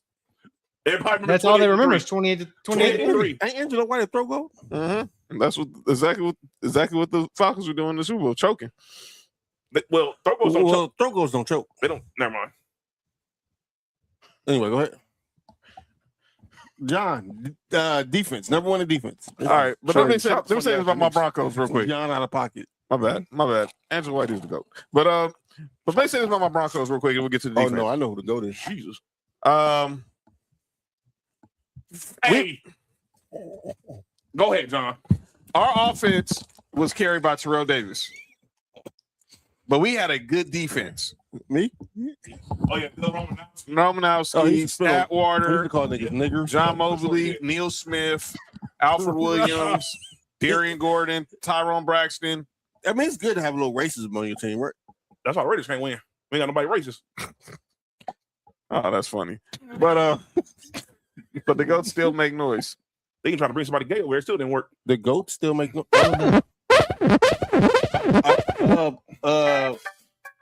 Okay. All right, let's get to defense because offense is gonna get up. Let's go. This is where it's interesting. That's what I want to talk about. The 72. Wait a minute. Well, yeah, they was That's number the one. number one offense and number one defense, Yeah, John. that's why they won. They were that good. Yes, That's why they were perfect. All right, the Steel Curtain Steelers. Fuck them. But yeah, defense was great. defense was crazy. Yeah, the Mean Joe 77. Green. 77. Jack Ham. Jack Ham. Oh yeah. Mhm. Too Tall Jones. 85 I'm about to Bears. say Too Tall Jones. Hey, you know what's so funny? Where's Fat? I literally Everybody- wanted to make sure that Fat saw this shit. Everybody got the 85 Bears. Y'all know the 86 Bears Were- defense was better than that? Yeah, but they lost. But they lost. But they lost to the Patriots, right? Yeah. But I'm saying the 86 Bears defense was better than the 85 Bears. Yep. Okay. All right, Mo. No, don't go there. All right. 92 Cowboys. Defense was amazing. Nick hate every good NFL team. That 96 Packers team that had Reggie White, Shout out, man. Gilbert We're Brown, not Leroy doing Butler. that. We're not doing that. Y'all need to chill out. Leroy Butler, Best DM. No, he's not. Desmond Howard winning Super Bowl MVP from special teams. Who they play against? The Patriots. Parcells Patriots with Drew Bledsoe, Drew Willie Bledsoe. McGinnis, Ben Curtis Coates. Martin. Yeah. Is he all right? I don't know. He won special teams MVP, right? You okay? Go to the next. Go. No. Go. You're right. Go You're to right. Bay. That's an asterisk next to that. Why? Because they beat the Raiders? No. Because they had the Raiders playbook. Exactly. That's why it's an asterisk. Also, Yeah, the but they had a Raiders- really good defense too, though. Yes, they did. Their defense was very good. and Raiders had no They've time literally to- got 4 Hall of Fame starters on that defense, right? Yeah. Warren Sapp, Derek Brooks, Rondé Barber, John Lynch. It should be 5 because Simeon Wright should be in the Hall of Fame too. I don't know about that. They hate on the Raiders, Nick. Who? Simeon Wright's not a Hall of Famer? I don't know about that. Hall is very good. He's yes, I think he's Hall of Very good. All are very good. Nick, Tig said Nick had every He's NFL A tier team. if S tier is Hall of Fame. Oh yeah. Mo said, "Wouldn't you if you was a Raiders fan?" What? Hate every Tampa NFL team. No, I hate Tampa Bay. Nah, That was what you call it. That's sorry ass Callahan's fault. Fucking idiot. That's Tony Dungy's defense right there. And it is. It sure the hell is. 2008 Pittsburgh Steelers. Oh, that's what That was the team that beat Arizona, but had James Harrison. Yeah, That team was very good. Troy Polamalu. That team was very good. yeah, that team was good. That team was crazy in Madden. Oh my God. Seattle Seahawks. Yes, Oh, Legion of Boom. That's the Legion of the Boom. That's the Legion of Boom. Legion of Boom. Legion of Boom. And then, That's the first. That's the but one when they good, beat Josh. beat Your boys John's is next. They beat John's Broncos. Beat the dog shit out of them. That was a massacre. Yeah. I told Jamie to turn on Malcolm This game. Let's go watch Malcolm the reruns of Martin Smith at is the. halftime. You talk about a fucking screw job. Malcolm What? Smith is the fucking MVP. Stole that. That should have been Percy Harvin. Should have been Percy Harvin. Percy Harvin went crazy. Fuck him too. He went to Florida. Well, you ain't got to tell me twice. That dude screwed me. That's another dude who got 2 strikes. He screwed you twice? No, as a he put. Yo, chill, dude. Yo, chill, dude. Why? You know what? Fuck it. I don't even care. Yo, chill, dude. When he was with Florida, the Tebow teams in Florida, Tennessee could never beat. And then this dude went to the Seahawks and had freaking 200 yards scrimmage. After playing like 2 games all year. That nigga went crazy on y'all. And then he went to Buffalo and got migraines.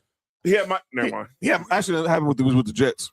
He had those with the Jets. He had with the Vikings. He had with the Vikings. To be honest, Oh no, he was a migraine in Buffalo. My bad. Yes, he had him with the Vikings too, but nobody talks about that. But see, Nick was saying that was a good ass team, but fuck they secondary. That's funny as shit. Calling you a hater. but then, like, what?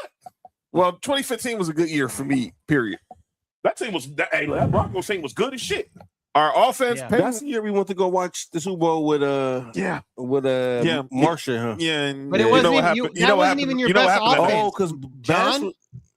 Well, That wasn't even your best offense. 2013 was a better offense. I know that was the year. Yeah, and we didn't score, and we only scored 8 points in the Super Bowl. yeah, Noodle Arm was the quarterback in 2015. hey, You remember what happened after the Super Bowl, right? he retired. Noodle Arm? Yeah, Peyton did retire a month later after we won. yeah, he retired after the Super Bowl. He was done for anyway. He shouldn't even been playing that year. Was Bash was born? Yes, Bash was born. Bash was there. Bash was there. Bash was there when we went to Super Bowl that night Yeah. with Marsh and T. But I know what happened after I left that game. That's crazy. Hey, if Johnson assuming the position. hey, look, that's crazy. Hey, Yes, that is true. if Yes, if Master. Carolina had an offensive line that was like below average at blocking, maybe they could have won.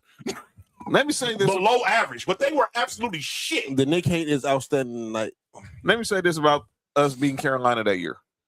When we was watching the game, the moment that Von Miller got the Cam Newton the first time, I knew they was in trouble Oh, yeah, because it was so easy. because there was no excuse for him to basically almost snatch the ball out of Cam Newton's hands, and then it ended up being a fumble. You want to know why? I'm gonna tell y'all this. Because the fucking blind side was blind that goddamn game. Yo, Tig, relax. I'm gonna tell y'all this. John better man than me. Why? If the Bills ever in the Super Bowl, Oh, nigga. Guess who won't be showing up around y'all niggas? What? You fucking right. But John a better man than me. We didn't been around John for Yeah, every champ. how many Super Bowls has it been now? Well, 2. Broncos lost to Seattle, and then we won, and we beat Carolina. That was the last time we was in the Super Bowl. Yeah. John better man than me. Will a better man than me. Jamie better man. Y'all better And man this than me. again, this is about how many yards the teams gave up in the season, not Yeah. about And that- touchdowns or And that points allowed. defense we had with was the no-fly zone. We had Talib, we had Chris Harris, we had TJ Ward, we had Darian Stewart. Cam Newton choked harder than a streetwalker in Bangkok. Wow. Ooh. Wow. Hey, yo. I ain't gonna lie, that loss wasn't even Cam's fault. That offensive line was absolutely atrocious. And the fact that the Broncos The Broncos' depth is what really killed them. Then Because you forget in the corner. and they showed that he didn't have no weapons. Yeah, for sure. That game showed it was just him. It was just him. That game literally His showed it was best just him. receiver Was Ted Ginn. I was gonna say Greg Olsen, but No, it was Ted Ginn. We talking about receivers. Another headache Okay. in Buff. Yeah, it was Ted Ginn. Who gave John Henney after the Super Bowl? Oh, nobody. Nobody. John was on that natty. Arthur. Yo, relax, Tig. But this Danny defense. Trevathan was on that team. He Yeah, got paid. He got Yeah, paid. we got a lot of Because dudes of paid off that. that Super Bowl. TJ Ward. Malik Yeah. Jackson Hey, benefited the Derek- most. Derek do Wolfe. Transformers get car insurance or health insurance? Who? Transformers. Yo, you good? Robots in disguise. Yeah, do they get? You need to relax. This dude is insane. I'm talking about the cartoon. Bradley Roby was on that team. I Yeah, remember. That's who the corner was, right from Ohio State. Yeah, Fuck we took him in the Bradley first into the first round. Yeah, he was sorry after he left from y'all off. Fuck Bradley Roby. Jonathan. Derek Wolfe What? too. He went to Yep, Derek Baltimore. Wolfe. Derek- Yep. Derek Wolfe. You ain't gotta tell me. I know the whole defense. Sylvester Williams. don't Shaq he Barrett work was like on the, that team. Yes. NCIS show? Yes. You need to relax too. Yo, you good? But yes, it was Sylvester Williams. Who else was on that team? When we won the Super Bowl, easily. I can tell you Vaughn, DeMarcus Ware, Derek Wolfe, Malik Jackson, You know how pissed off I was when the Broncos Terrence got Knighton, DeMarcus Podros. Ware? Terrence Knighton, obviously Danny Trevathan, Mhm. Brandon Marshall, the linebacker, Yep. He was nice over there with y'all too. Talib, Bradley Roby, Chris Harris Jr., TJ Ward, Darian Stewart. You know what that shows me though? That That Brandon Bean a piece of shit. no, that That's what it showed me. that John Boy, John Boy. yeah, Shane Ray was on that team too, right? Yeah, that was his He rookie was like year. a rookie. that was Yeah. what's his name? Dude, he fell to us at the end of the first round. Who? Shane Ray. Yeah, Shane Ray. From- But he was sorry Mizzou. for Missouri. He was By the sorry. way, he was not. He time didn't out. give y'all shit. Time out. Let me say this. Missouri's defense, that had to be the most overhyped defense ever. How many dudes they put in the league that year? Dog, because Shane Ray, Cody Ely, and obviously Michael Sam. Cody Ely could have won. If the Packers would have won, he would have won the Super Bowl if he would have. Because he was going crazy. He was the only person going. Michael Sam? No. Tony Ely. He was going crazy that game. He was the best player on the actor, right? Dog, no, that's Michael Ely, dude. And it's never mind. This dude is the same. This dude's the same, man. I can wear contacts. Hey, he does wear contacts. Yo, is it clear contacts or is it the color? Yo, y'all put Michael Ely on blast about his eye colors. It's diabolical, right? Y'all are hating. Hey, stop hating. That statement was crazy. But yeah, that defense we had was obviously, and that was all reflection of us getting the doors beat off us by Seattle. Tig said Nick using all his mic not to say, but fuck the Broncos. No, he not, because he said already said it. He said it like 2 times already. Look, I'm on record saying. Omission. Look, I'm on record saying that Broncos team is one of the best defenses I've ever seen. It was. I've said that numerous times By the way, they literally had everything at each level. Speaking of defenses, there was ball God. There's 10 that are not. There's 10 years worth that aren't there. I'm gonna give you a defense that's not on here. I'm shocked they didn't make this list. What's that? The 2000 Ravens. I don't think they were number one in total defense. They clearly that 2000 year that when they beat the Giants. But they had the or the 2013 Ravens as well. Not on paper though.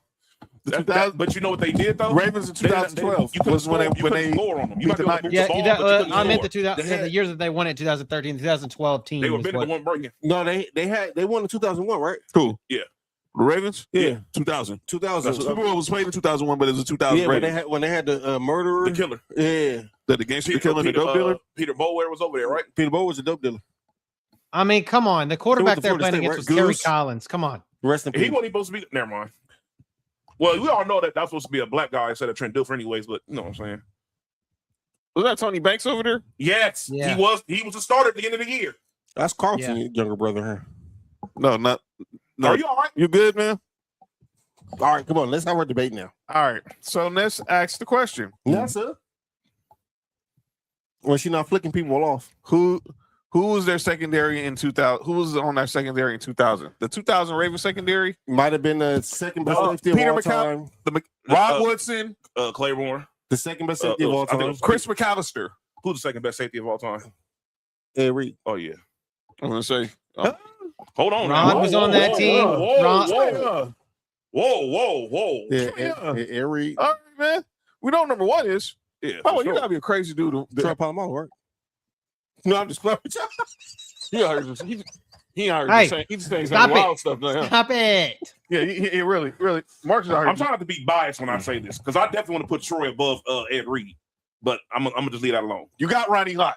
You got number one. You can't have Trojans at 1 and 2, Nick. I don't even like Trojans. Yo, you good? There's Trojans. Are they the same brand as? Yes. Oh, then I like Trojans. I don't like you. Well, Rod Woodson. You're forgetting Rod Woodson? Rod Woodson. You already said Rod Woodson was on that defense. Chris McAllister. Corey he Harris wasn't was on that team. He wasn't on that defense. Oh, you said Miami? Yeah, he was on Miami during that time. It was I'm missing somebody. Oh, that Dwayne Starks. RP. The Goof. RP. That's what I call Big Zeus. Hold on. Zeus, get up. Go to the front. Rico. Zeus. Yeah, even though Tony Saragusa ended Rich Gannon. Orlando Brown Sr. was on that team. Sure. Wait. What? Not that Orlando Brown, dude. Zeus. Are you okay? This dude is insane. Are you all right? Oh, that's the one that got the flack through his eye, right? Yeah. Yes. That was him. And then that sounded crazy. Then the sun came out crazy. Something wrong with Mark. So there's the question. What is more important to a championship team? A strong offense or a strong defense? Here's the thing. I think the term defense wins championships more so, in my opinion, applies to the NFL. Because here's the thing. We've seen teams that was like they could score at will, and the other team be scoring right there with them. Hey, Cody, can you do me a favor? Yes. Can you look up OKC's defensive rating when they won a championship a couple years ago? The basketball? The Yeah. Thunder. Yeah. But I think it really applies, in my opinion, to football more than any other sport. Durex were better than Trojans. I don't know Bruh. the names first myself, but Durex is for small. nope. Nope.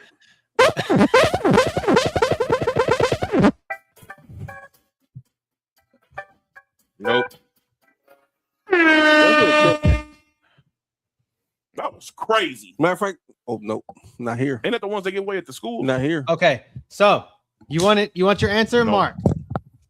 No. Go ahead, Cody. Go ahead. I'll wait. Or can they hear me? They can hear you. So Oklahoma City was number 30 It was number Indeed. 30. in number 30 in defensive rating in the year that they won the finals. OKC was number 30. That has to be out Yes. of a possible 140. There has to be more than 30 teams ranked in. Well, No, You gotta- they were 30. that's crazy. Wow. They won. They were 107. They were 107 out of wow. 107 and a half. Their offensive rating was 120.3. Again, just like Boston, they were a 12 and a half point rating difference. So Yep. again, they were outscore you. You could score points on them all day. I think it was the thing where when they play against these weaker teams, they just dogged them out because of how dominant they were on the offensive end. But yeah, I definitely feel like it just definitely applies to football. They won a championship 2024-25 year, right? Yeah, that's crazy. See, yeah, Cody, I'm gonna show you something. Matter of fact, Cody, I'm about to text you something right now. Go ahead. Okay. Go ahead though, John. Go ahead, John. All right. When I think about that Thunder team, they had my defensive bad. players. My bad. I read that wrong. So it says that their defensive rating was 107.5. So they were number 1. Number 1. That's read what I'm it about to say. Oh, I read it wrong. That's what I was about to send you, Cody. I read it wrong. My So they're bad. number one in offense and defense. yes. They were one of the best teams in they were the best team in basketball that year. They was beating the shot out of everybody. They wasn't even playing in the fourth quarter a lot of games. Yeah, I read it wrong. My bad. And then if you go back to the thing, the stats I Get from over did, there, Nico. Get from over either there. they must have not grabbed what Water. the numbers were, but it is what it is. So did y'all say what mattered more, defensive or offense? I think when it comes to football, it's definitely defense. Yeah, and I think in basketball you need to play just enough defense. You Just enough. you can be a great defensive team, but You need to score. you just need to be. But you can be average on defense and win a championship in the NBA. The only team I seen that was like really good on defense and was like all right on offense was Detroit. The later Detroit, Don't remind me. because their offense was okay. But you can't have like the D'Antoni Suns and think that the 7 seconds or less era. No, See, the problem with that is that he didn't even try to throw like any type of anything on the defensive end, because I think he tried to because the thing is they had a guy over there that was a very good defender. no, Rajah Bill. And Rajah Bill, Rajah both Bill. of them. He had good defenders over there, but I don't think he prioritized it. He enough. did. He would tell people when the ball goes up, y'all run down the court. Which makes no sense. I'm like, who's going to rebound? Amari Stoudemire can't grab every rebound. Amari Stoudemire I love Amari Stoudemire, but when it was time to play, when the difference between the NBA when it comes to playoffs and the regular season is when that game slows down. And during that time, Amari Stoudemire could do nothing against him when they went against Tim Duncan. He couldn't do nothing when it was time for him to play against Dirk Nowitzki. These guys were bigger than him, and he can only do so much. He's gifted athletically, but at the end of the day, he's still a 6'10" center during the era where you still have to be like about 6'11", 7 foot to play center. I agree. In the West. You feel what I'm saying? So it was still if he would have if that Suns team would have been like the 18th ranked defense or 15th ranked defense, they probably could have won. And no, probably. because their offense was unbelievable. But when you know how I know that formula could work? Because it's working right now. So in basketball, since they could never have the best top 15 best defense. They offense is moving too fast. You don't give a chance. You don't give a team a chance to rest. Exactly. So you would never gonna have a good defense no matter what. Even with the good defensive players that they have, they only had 2. Look at all the scores they had though. But that's what was crazy. But they just didn't. I think that was a bad coaching job. I noticed the 7 seconds or less was his intention, but that's bad coaching. At some point, you need to slow it down, let your defense rest. Yep. Let your defense time to set up because you have good defensive players. And if you have 1 to 2, they had 2 first team all defensive type players. Your defense should have been a lot better. At guard and at forward. Yes. And both of them could guard multiple positions. Sean Merrick can guard 4 and 3, and Roger Bell can guard 3, 2, 1. Yep. And look, according to who your 2 and 1 is, he can go. Merrick can guard them too.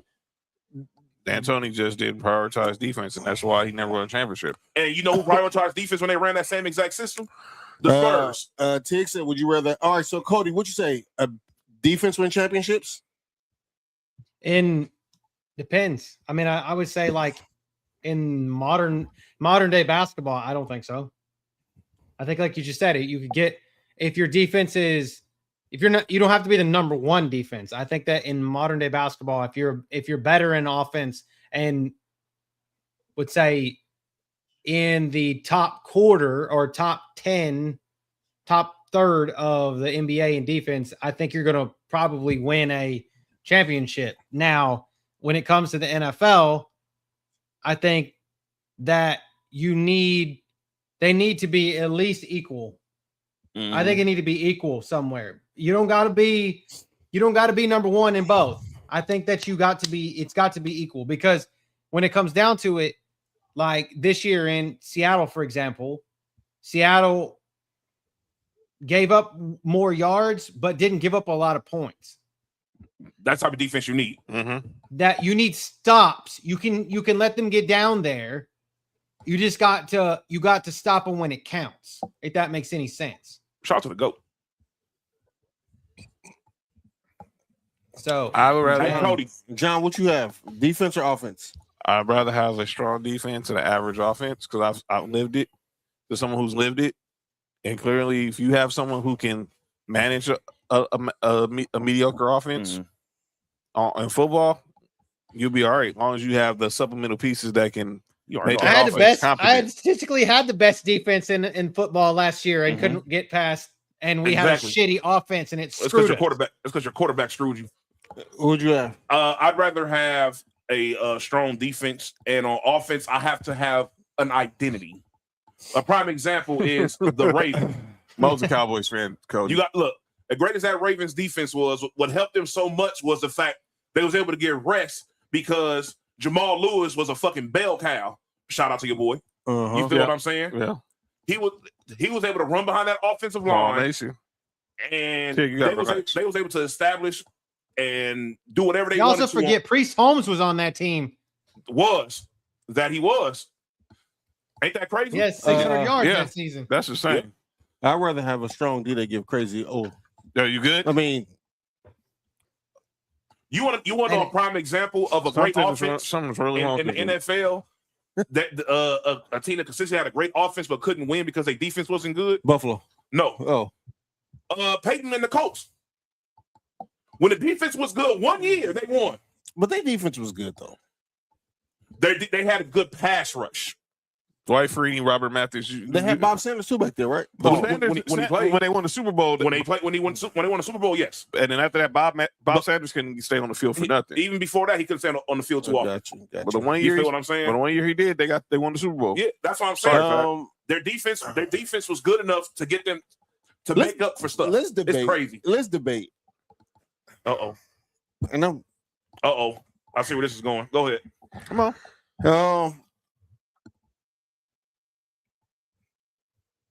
I think I'd rather have a good offense and the defense that can get a stop here and there when you need it.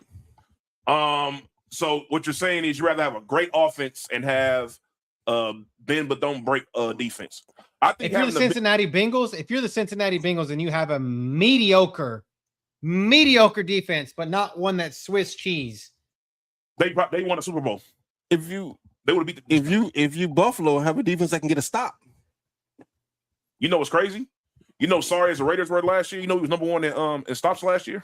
See, but that's what I'm saying. Like a prime example of a good defense and trash offense. I hate this. I know.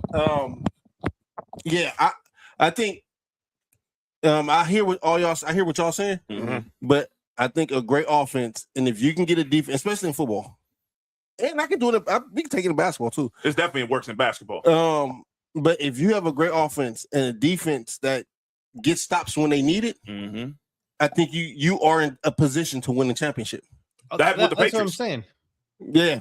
And you don't have, but to me, you don't have to have the number one defense. No, Right. you just need stuff. You know who need to defense get like that? The Chiefs. Yes, The Chiefs is never top in defense. No. But when it comes time to make a stop, they make a stop. they make a stop. Shout out to Steve Spagnuolo. You heard? Yeah, that's what I'm saying. One of the best of all time.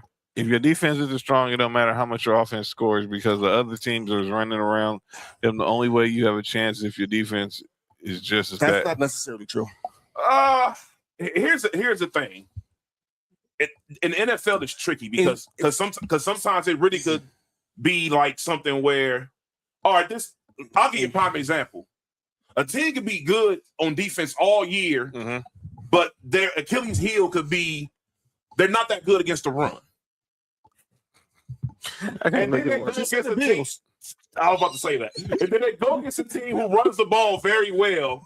And however good their defense is means absolutely shit because the one thing they're not good at gets exposed. Yes, like the 2009 Saints.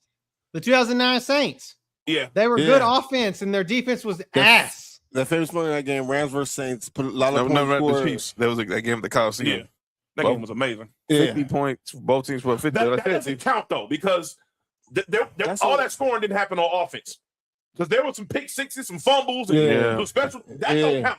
They was going. Look, the defense was going crazy on both sides. I remember Samson Abraham had a pick six. What year was that? What you call him? Samson. Oh, when was that? What year was that? That was 2017. That was the 2018. And neither one of the teams won Super Bowl. Nope. No, the Rams lost the Super Bowl to Patriots. That was the year they was like that should have been the Super Bowl. But their defense showed up in the Super Bowl. Their offense didn't show up. Yes, and again. If you have a strong offense, that's what I'm saying. Like the Patriots that year. Well, I'm gonna say this. Yeah. I'm gonna see. This is what I said when you have a defense that can make a stop. When Tom Brady walked off the field, the last time he walked off the field, his team had the lead. Yeah. Is that on him? No.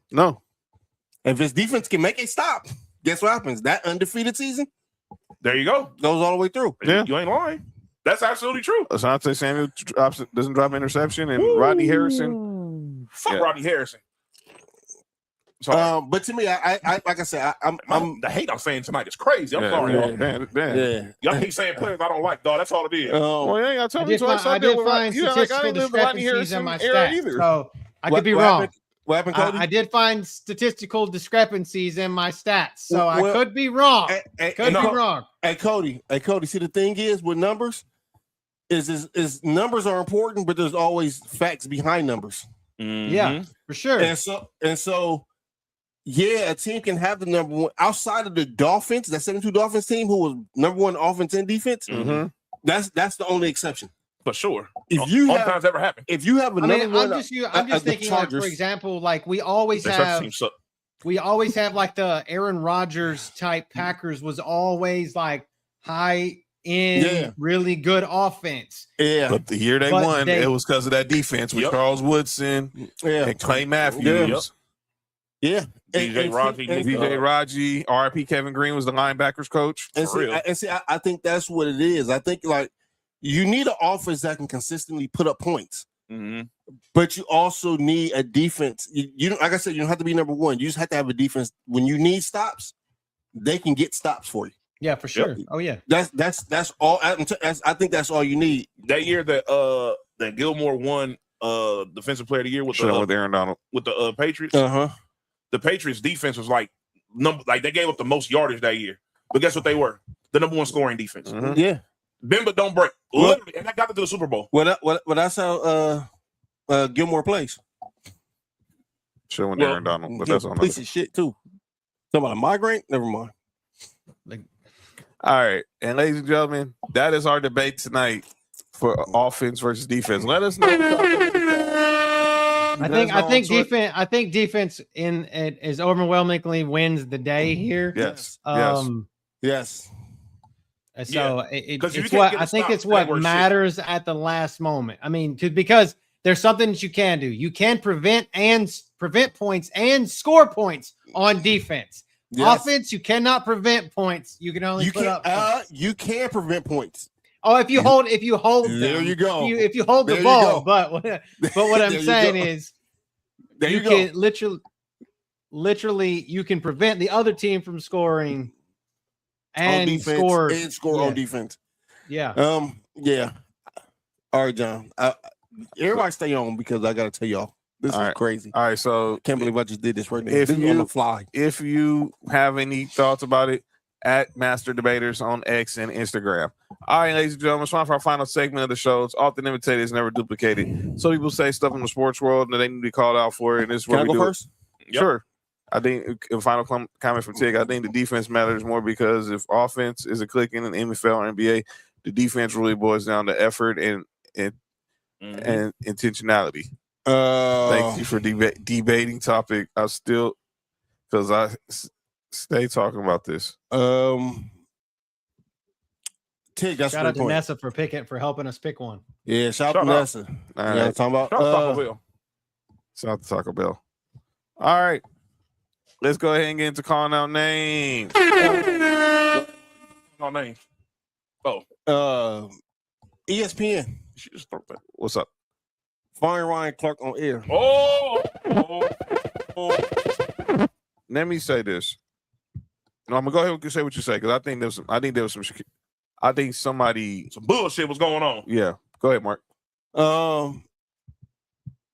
I don't know why they want to fire him, but I know they was just at Phonetics Fest, whatever that shit is, just the weekend before. Yes, and the dude who run ESPN was smiling in Ryan Clark's face, hugging him, showing him love. And then Monday you fire him on air. Here's my thing. He was gonna get laid off today, just like everyone else was, because he was the biggest name. Someone probably had an axe to grind with him, and they leaked that stuff to front office sports. And when word got out to Brian Clark while he was doing NFL Live, that's some whole shit. Well, guess what, John? What? If we not putting him on calling names for firing, we put him on calling names for leaking it out. You're the Disney company. You don't have to let that out. Well, I don't think the higher up, someone, that's what John's getting to. I think someone had an issue with Ryan Clark. And everyone, I know who it was. Stephen A. Smith? No, it was Peter Schrager. Oh, yeah. It's the dude he said you didn't play. He's been salty about that ever since then. Every person, ever since then, and I heard DeMarco talk about this on radio. The moment Ryan Clark said those 4 words, he was doomed. Because they sell athletes and media. The one thing you can't do is go to the player card. Why not? You're a player. That's so dumb. Like I don't like that. They don't tell a journalist you can go to your journalist card. This is some bullshit. He's a player. He can say, I can speak from a point of view that you can't speak from. That's what Cam Newton be doing. But they be killing him for it. You're right. But you can't say, well, I played, you didn't. That's what DeMarco was saying. He's facts. But it's the Captain Obvious thing. We know you have more experience as a player. That's the thing you don't have to point out. Yeah, that's crazy. But here's my other thing with the Ryan Clark thing. Everybody needs to stop picking a side because you got some people saying, "Oh, they're happy Ryan Clark got fired." Then you got some people saying, "Oh, now ESPN is looking more white." Let me be clear. Y'all had beef with Ryan Clark way before this whole Peter Schrager stuff happened. Bingo. So let's not get all self-righteous and sympathetic for Ryan Clark now. Stay positive. Relax. Because y'all had beef with Ryan Clark way before the Peter Schrager incident happened. Now, don't get me started. When the whole thing happened with him and RG3, who was y'all side? Some of y'all were siding with him. Some of y'all were siding with RG3. Wait, what happened to him and RG3? You remember the Caitlin Clark thing, and then that's when Ryan Clark's biracial daughter got brought into everything. Oh, That situation. Oh, that's when RG3 said, I got some good milk at home. Huh? Didn't he say that? Yeah. Yeah, he did. But it was mid. It was sour. Sorry. It was half a gallon. Go. You got anybody else? No, that's it. Quarter piece. Yep. Got anybody else, Mark? I'm dead. Did fire like fire. Okay, let me also be clear about this. I know who all got fired. Cam Newton. It was Bart Scott, Ryan Clark, Tom Pelissero, Charles Davis, Carl Ravitch. Let me be clear. With Charles Davis and Tom Pelissero, they were casualties because ESPN just bought the NFL Network. Mm-hmm. With Bart Scott, you only saw him on Get Up, and he was more on the radio. Jet anyway. Who gives a fuck? And he was more on the radio side. Who gives a fuck? On the radio side. I hated Raven listening to him, first too. though. We fired the Jets. If you was the Jet, you can get fired. That's how I feel. By the way, shout out to the Bills. They are now the new ESPN New York is now the new home of the Buffalo Bills. And so Don't.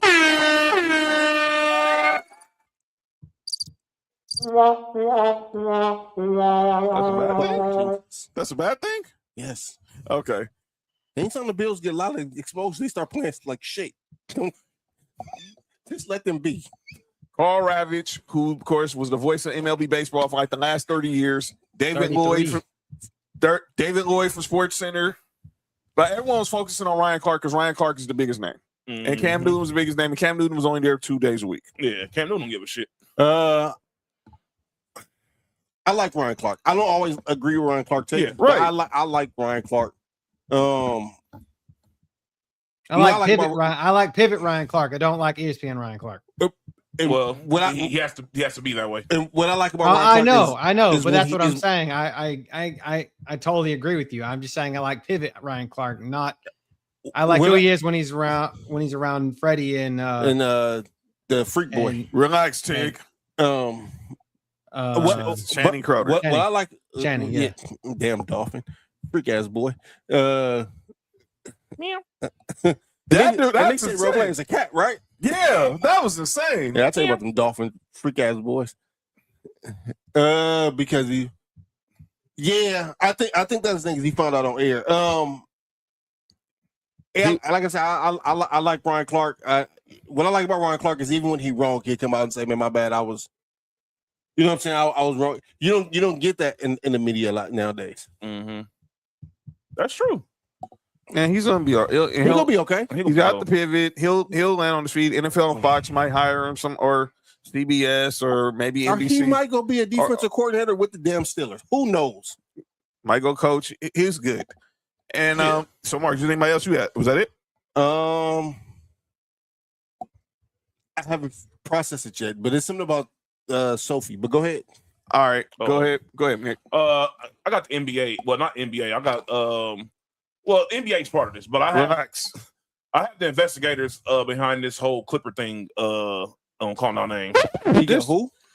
Oh my God! This whole investigation. End the investigation, please, dude. This is even the commissioner is saying this is lasting way longer than it should. And now you're hearing they might not be done with this even before this season started.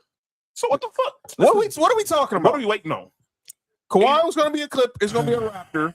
Yeah. Brandon Ingram and Grady are going to be Clippers. I think the trade should just go through no matter what happens. It is going through. It's going through. No matter what happens. It's going through. But they should still do the investigation because if you find a way to pay niggas off the books, they're not the only ones. They let everybody do it. Well, that's why they're investigating the Gary Trent contract now. Why? Because he was. Oh no, that's Gary Payton Jr. that was betting on games and was. All right, Gary Trent Jr. Got $64 million coming off his worst year of his career. Yeah, that's crazy. Wait, who gave it to him? The Bucks. That's why Giannis wanted to get traded. It was a dumbass shit like that. And they signed. He's Rich Paul's his agent too, isn't he? Wait, yeah. Nobody talk about that. What? His brother being in the league? Yeah. Or nepotism for that, but it's okay. Never mind. People like Giannis. That's why it's hard. Pat Riley said them dudes are not coming to Miami. Nafisa, yes, she'll probably be back tomorrow. Hope so. But yeah, man, in this investigation, dog, Because at the end of the day, because both teams are basically like we're quote unquote not we're the trade's not going to go all through officially because we're waiting on this whatever the shit happens. Because for Toronto, they're like, well, they're trying to figure out if Kawhi's gonna get suspended. Basically, that's what they're waiting on. They whooped the Birds' ass. Yeah, they did. But it's trying to get to the point where I think they don't stop giving the fuck and just go ahead and just have everything go on, because literally everybody is advertising on both sides. The new teams and everything, they've showed the depth charts for both teams and all that other shit. So both the trade is going through. They're basically just seeing how long Kawhi can get suspended for, and if there has to be some accommodations from the Clippers behind that. But it doesn't matter. But you know who was the first player that got paid under wraps? Joe Smith. Yes. And it ruined Minnesota. Sure did. Minnesota had no first round picks of like 5 years. Y'all sure the first person got paid on the wraps? They got caught. They got caught. Oh, because you know what happened the second time. Because I'm for sure Jordan wasn't only getting paid. Oh, Pippen was getting paid more than that too. But Andre Karolinko, you remember when he signed up over there with Brooklyn, and everybody's like, "Why the hell is this nigga contract so low?" And there was a rumor going around because the youngest brother, Tig.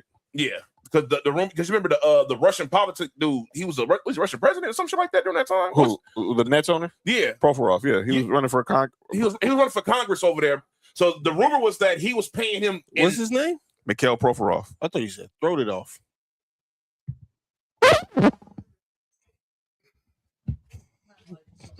Yeah, Sonny, I don't know what's wrong with this dude. Yeah, this nigga tripping. But yeah, he was a guy that they said that he was getting paid. He was paid under the table. He paid him Russian money to sign up over there, and he gave him a little bullshit minimum contract. But yeah, man, get this shit over with, man. I'm tired of seeing this. This is an unnecessary story. Man, just find the Clippers, find Kawhi, man, and let's get on with Steve Ballmer's going to pay for everything. He doesn't give a shit. He wants it to be. He wants his bad news reputation to go down. He's tired of this shit. Please. He's tired of the bad press. Everybody is in the shit, and it's going about the scam Scatterboo doing. He tried to do a backflip and botched it. It was at Fanatics Fest. He might be over. Never mind. This dude's stupid. Might be what? Over it. Him and the quarterback, nigga. Show him up. All right, let me get to mine. By the way, Michelle throwing off. Yo, relax. Michelle wasn't. Relax, Tig, relax. Y'all think Michelle was her? That's what the problem was. Yo, chill. It was Michael Turner. All right. He says, "Why call me the burner?" Probably had enough of y'all. I just want you to know. You turned the first one. Hey, Cody. Hey, find the time for that clip. You said they called the burner. You got the clap. Go ahead, John. All right. Oh, somebody got to play Usher Let It Burn. We're trading places. Jordan Rogers. Uh-oh.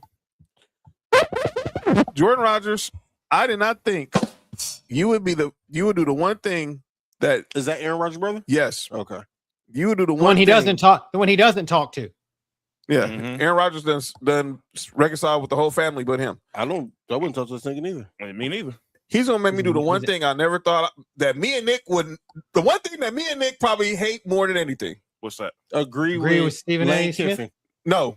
Defend Lane Kiffin. Oh yeah, for sure. Yeah. Oh no. Success look like for Lane Kiffin, year one at LSU this year. Well, look, I'm not going to beat around the bush. Lane Kiffin has to reach the national championship game, or it's a failure. If he can't get further than he did at Ole Miss with more resources at LSU, yeah. What are we even doing here? If you look at this roster, and I'm not even talking about how much money LSU has spent. He's the heir apparent to field the 2026 of LSU, they're spending over $100 million. That's $54 million to have Brian Kelly not coach them. That's $40 million plus to a roster that you accumulated talent through the NIL portal.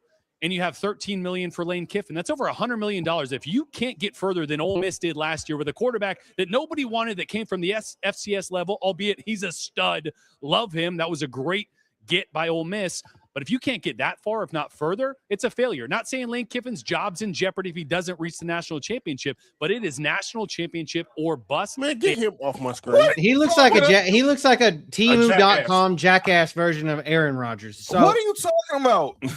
You gonna make me defend Lane Kiffin out of all people? Come on, fam. He might be the reason why Aaron Rodgers does mushrooms. So let me get this straight. And then you also said that he's under more pressure than Kalen DeBoer. What? At Oregon? The coach from Alabama. Oh, Alabama. How? You know the nigga that took over for Nick Saban? Yes. So let me get this straight. Who's under more pressure than him? Lane Kiffin, apparently. No. Lane Kiffin is okay. I wish Kirby Smart to fire his friend. Let me get your boy. Let me get this straight.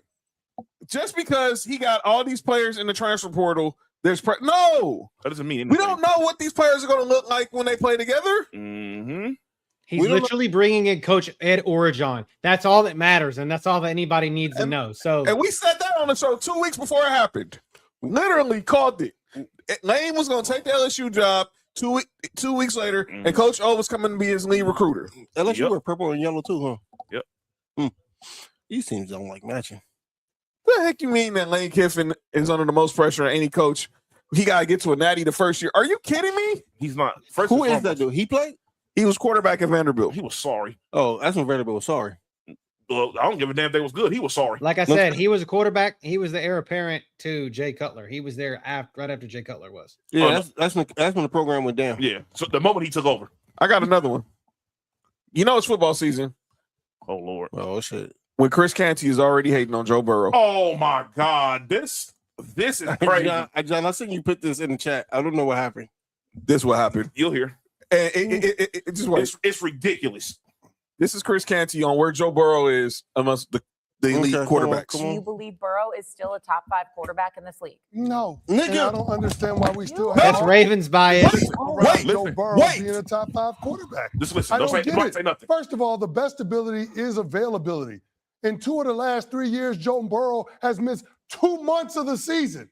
And it just so happens to coincide with the Cincinnati Bengals being on the outside looking into the postseason in 3 straight years. I'm tired of all of the Joe Burrow sycophants and all of the people that are in the excuse-making business for this dude.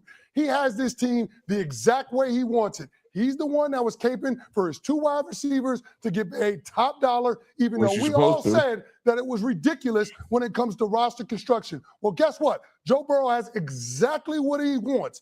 And guess what? It's amounted to 0 playoff wins for the Cincinnati Bengals over the last 4 years. Matter of fact, the last time they were in the postseason was 2022. And this dude going into year 7, we're talking about him only being in the postseason twice. I don't understand how we're giving Joe Burrow all of these kudos, all of these accolades, all of this praise for once upon a time making a Super Bowl that they just so happen to lose. Joe Burrow is not a top 5 quarterback in our league. And here's the dumb part. They asked Chris Canty to put his top 5 quarterbacks. Number 1 was Josh Allen. Number 2 was Patrick Mahomes. Number 3 was Lamar Jackson. Number 4 was Matthew Stafford. Number 5 was Drake May. All right, next. Drake May is not a top 5 quarterback in the league. I don't understand the Drake May obsession. I do. Drake May is a really good quarterback. I'm not sure he's top 5, but he's not better than Joe Burrow. He's a really good quarterback. He's a very good deep passer. He's a really good quarterback. I'm not putting him top 5. That's not what I'm doing. I'm confused about how you can watch a Cincinnati Bengals game.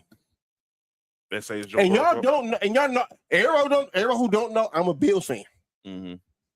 We haven't beat Cincinnati when we played Cincinnati in a long time. I can't even hate. How do you watch a Cincinnati Bengals game and say Joe Burrow's not a top 5 quarterback? Nigga, That's just hate. Joe Burrow is like Drew Brees 2.0. All right. Next game. Joe Burrow is like, I'm not comparing him to him because y'all know how I feel about this man. Dan Marino. Yeah, the passer of the ball. Yeah, because he might be the best passer in the league. Nah, he is. He is. This is fucking crazy. Hey, you know what's even crazier? You know what number 2 is? Dad moment. Justin Herbert out of pocket. You said Darren Mullen? No, I said a dad moment. Oh, dad moment. Oh, my next one. We support those here. Always. Max Kellerman. I'm not gonna play the audio because it's too dang long. But he's going on his podcast with Rich Paul, and he said this. I hate these 2 niggas together. I'm not gonna lie. The Lakers are in danger of losing their premium brand recognition to the New York Knicks, and that's right inside of Los Angeles. The Dodgers and the Rams are right there at their heels. Wait, excuse me. What? Wait, excuse me. Don't even waste your time. Wait. Let the Laker hater say it first. Wait, y'all go first. Y'all go first. Can the Laker That's not possible. Go Nick. It is literally impossible for the Lakers to lose anything. As when you talking about marketing wise, there's nothing that can affect them. Wait, even when they were trash, not making it to the playoffs, all this stuff, they were still talked about. They're not losing nothing to nobody. Did you say the Lakers? Yes. It starts with the Lakers. Do y'all know the 3 most powerful brands in sports is the Lakers, Yankees, and the Cowboys? And the Cowboys? Yes. Yeah. But they're not losing that at all. They're gonna lose they didn't lose it when they were trash for 8 years. They didn't lose it. They didn't lose at all. At all. And this is a hater saying this, y'all. I do not like the Lakers at all, as y'all already know. And this is crazy. This is the most absolute out of pocket thing I've ever heard. This is so New York bias. I just want to say this, and I said it, and I said it when I hate these two together. Yeah. Y'all don't like them. Hate these two together, like because they have the most stupidest takes in the fucking world. And the show might be entertaining. I haven't watched any of it. I don't want to. These two together, ridiculous. It's like the thing is they never lost anything. That I feel like they never lost. The Lakers lost anything. The Knicks were already overvalued, and they were just like the Knicks were already up there. They were already overvalued just because of the market they played in. I mean, if you look at at the Forbes list, the Lakers aren't even on the Forbes list, the top 10 teams. They were not there. The Knicks, and this is no disrespect to any other city, the Knicks is that important because it's New York. That's it. Exactly. That's all. I'm saying. The Lakers already overvalued. The Lakers was relevant in Minnesota and here in LA. And LA is if you're not winning, we don't give a fuck about you type time. Pretty much. And what do you mean that the Dodgers and the Rams, and this is no slight at either one of those teams, but when it comes to LA, John, you're a Dodger fan. It starts with the Lakers, and then you figure it out from there. It's Lakers, Dodgers, and you figure it out from there. Hey, John, y'all won the last 2 championships, right? You won on 3 world championships in the last 5 years. No, back to back. Yes. The Dodgers on the going back to back to back. And it was still a fucking Laker town. This don't make no sense. None. It's again. He's reading the Forbes list. That's it. Because the Rams are on that list. That's the reason why. I'm not worried about it. I'm not either. But Max, I'm gonna say this again. Max wasn't saying all this when he was on 710. Oh, because he was getting paid by Lakers. He wasn't saying all that. Lakers affiliate. He wasn't saying all that when he was on 710. Now you got Rich. Shut up. And then my final one. Go ahead, Mark. Hate John. Be free. I like Max Calvin alone. I don't like Rich Paul. I like Rich Paul alone. I think he's a good agent. Yes. Because for me, if you get players paid, you're a good agent. Yeah. Right. Mulugeta's better. Huh? Devin Mulugeta. Mulugeta's better. I'm not saying who's better. You're a good agent if you get your players paid. And he got some trash players. That's all I care about. Fledged hater. I like them two individually. These two together are ridiculous. It's like Lakers and LeBron marriage. I hate them together. It's not good. I hate them together. And my final one is for everybody who's been on a soapbox about this Tom Brady Logan Paul. Oh my God! What is that? That's a raccoon. Raccoon. That motherfucker big as fuck. I look like Jason Willett. I would have. What's up, BK? What'd you just say? Relax. That raccoon built like a linebacker. He's got a spinal issue. The hunchback of the raccoon. Raccoon Willett got a spinal issue, or the raccoon? No, the raccoon does. The same person. That raccoon built like a rich white man on vacation. Yeah, for the young black girl. I can't say it. I was gonna say the coon does, but I didn't want to say it like that. Holy shit! That's insane.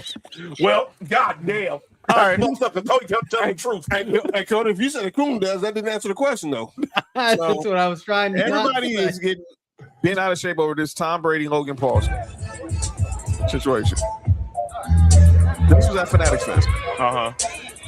It was on Tom Brady said some stuff about WWE. Yeah. Now let me be perfectly clear. Tom Brady didn't literally slap Logan Paul. No, he didn't. He slapped him on the arm. He didn't slap him in the face. For people who never watched wrestling before. This is Tom Brady setting up a bit with Logan Paul. Now, this is where I'm getting I'm ticked off now. Setting up a bitch? No. Setting up a storyline with Logan Paul. I don't know if he's gonna get in the ring, if he's gonna be magic, whatever. But this is what's ticking me off now. All these people now coming out the woodwork saying Tom Brady needs to go sit down somewhere. Why? He's retired.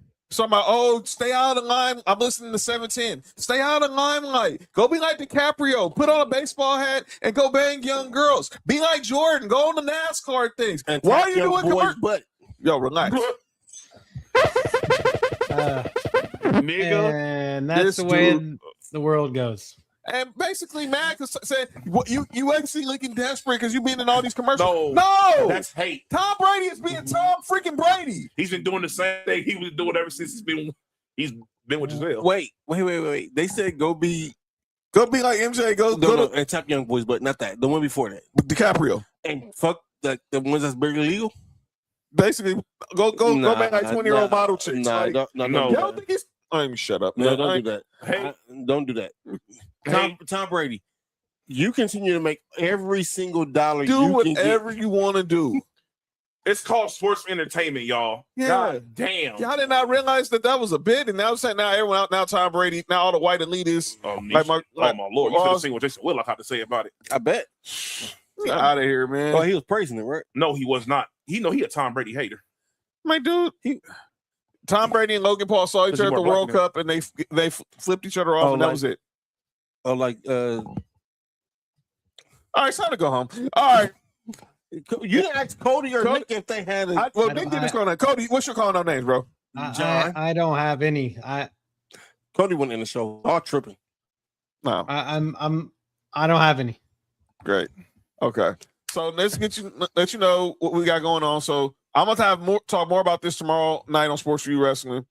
Because now it seems all the wrestling community is upset because Tom Brady's getting involved. I'll check them tomorrow. Check me, JoJo, Nessa, Trail, Sports for You Wrestling, 7:00 tomorrow, Pacific time. Check out Mark, No Rules, live, IG, 8 p.m. on Thursday. Check us 3 back here Friday night. We'll start looking ahead to the WNBA All-Star game. The start countdown, NFL season, rookies reporting to training camp, veterans are reporting to training camps, and we're 50 days away from the kickoff of the NFL season, 35 days away from the kickoff of college football, and we're going to have a discussion on Friday and even Tuesday when Cody gets back. Is it time for the SEC to separate from the NCAA? But we'll talk about that on the next 2 episodes. Make sure you're following Master Debaters on Instagram and X at Master Debaters. Subscribe to Sports for You and Ballers and Briefs on YouTube. Of course, you can follow us all on X, Instagram, and TikTok. And thank y'all again for the night. Cody, Nessa, great topics once again. And we got more coming up next week for episode 3 of Master Debaters. But Sports for You, back this Friday, bringing the chaos on a Freaky Friday. And you already know what's going down. This has been Sports for You. I'm John. That's Mark. Nick Freeze. Yep. That's Cody. Embrace the debate. Y'all have a good night. See you Friday. Peace. We stay lit. If you want the truth, come take your seat. Join the debate. Bring the heat. 1 mic, 4 angles, no fear, no pause, big names, big swings.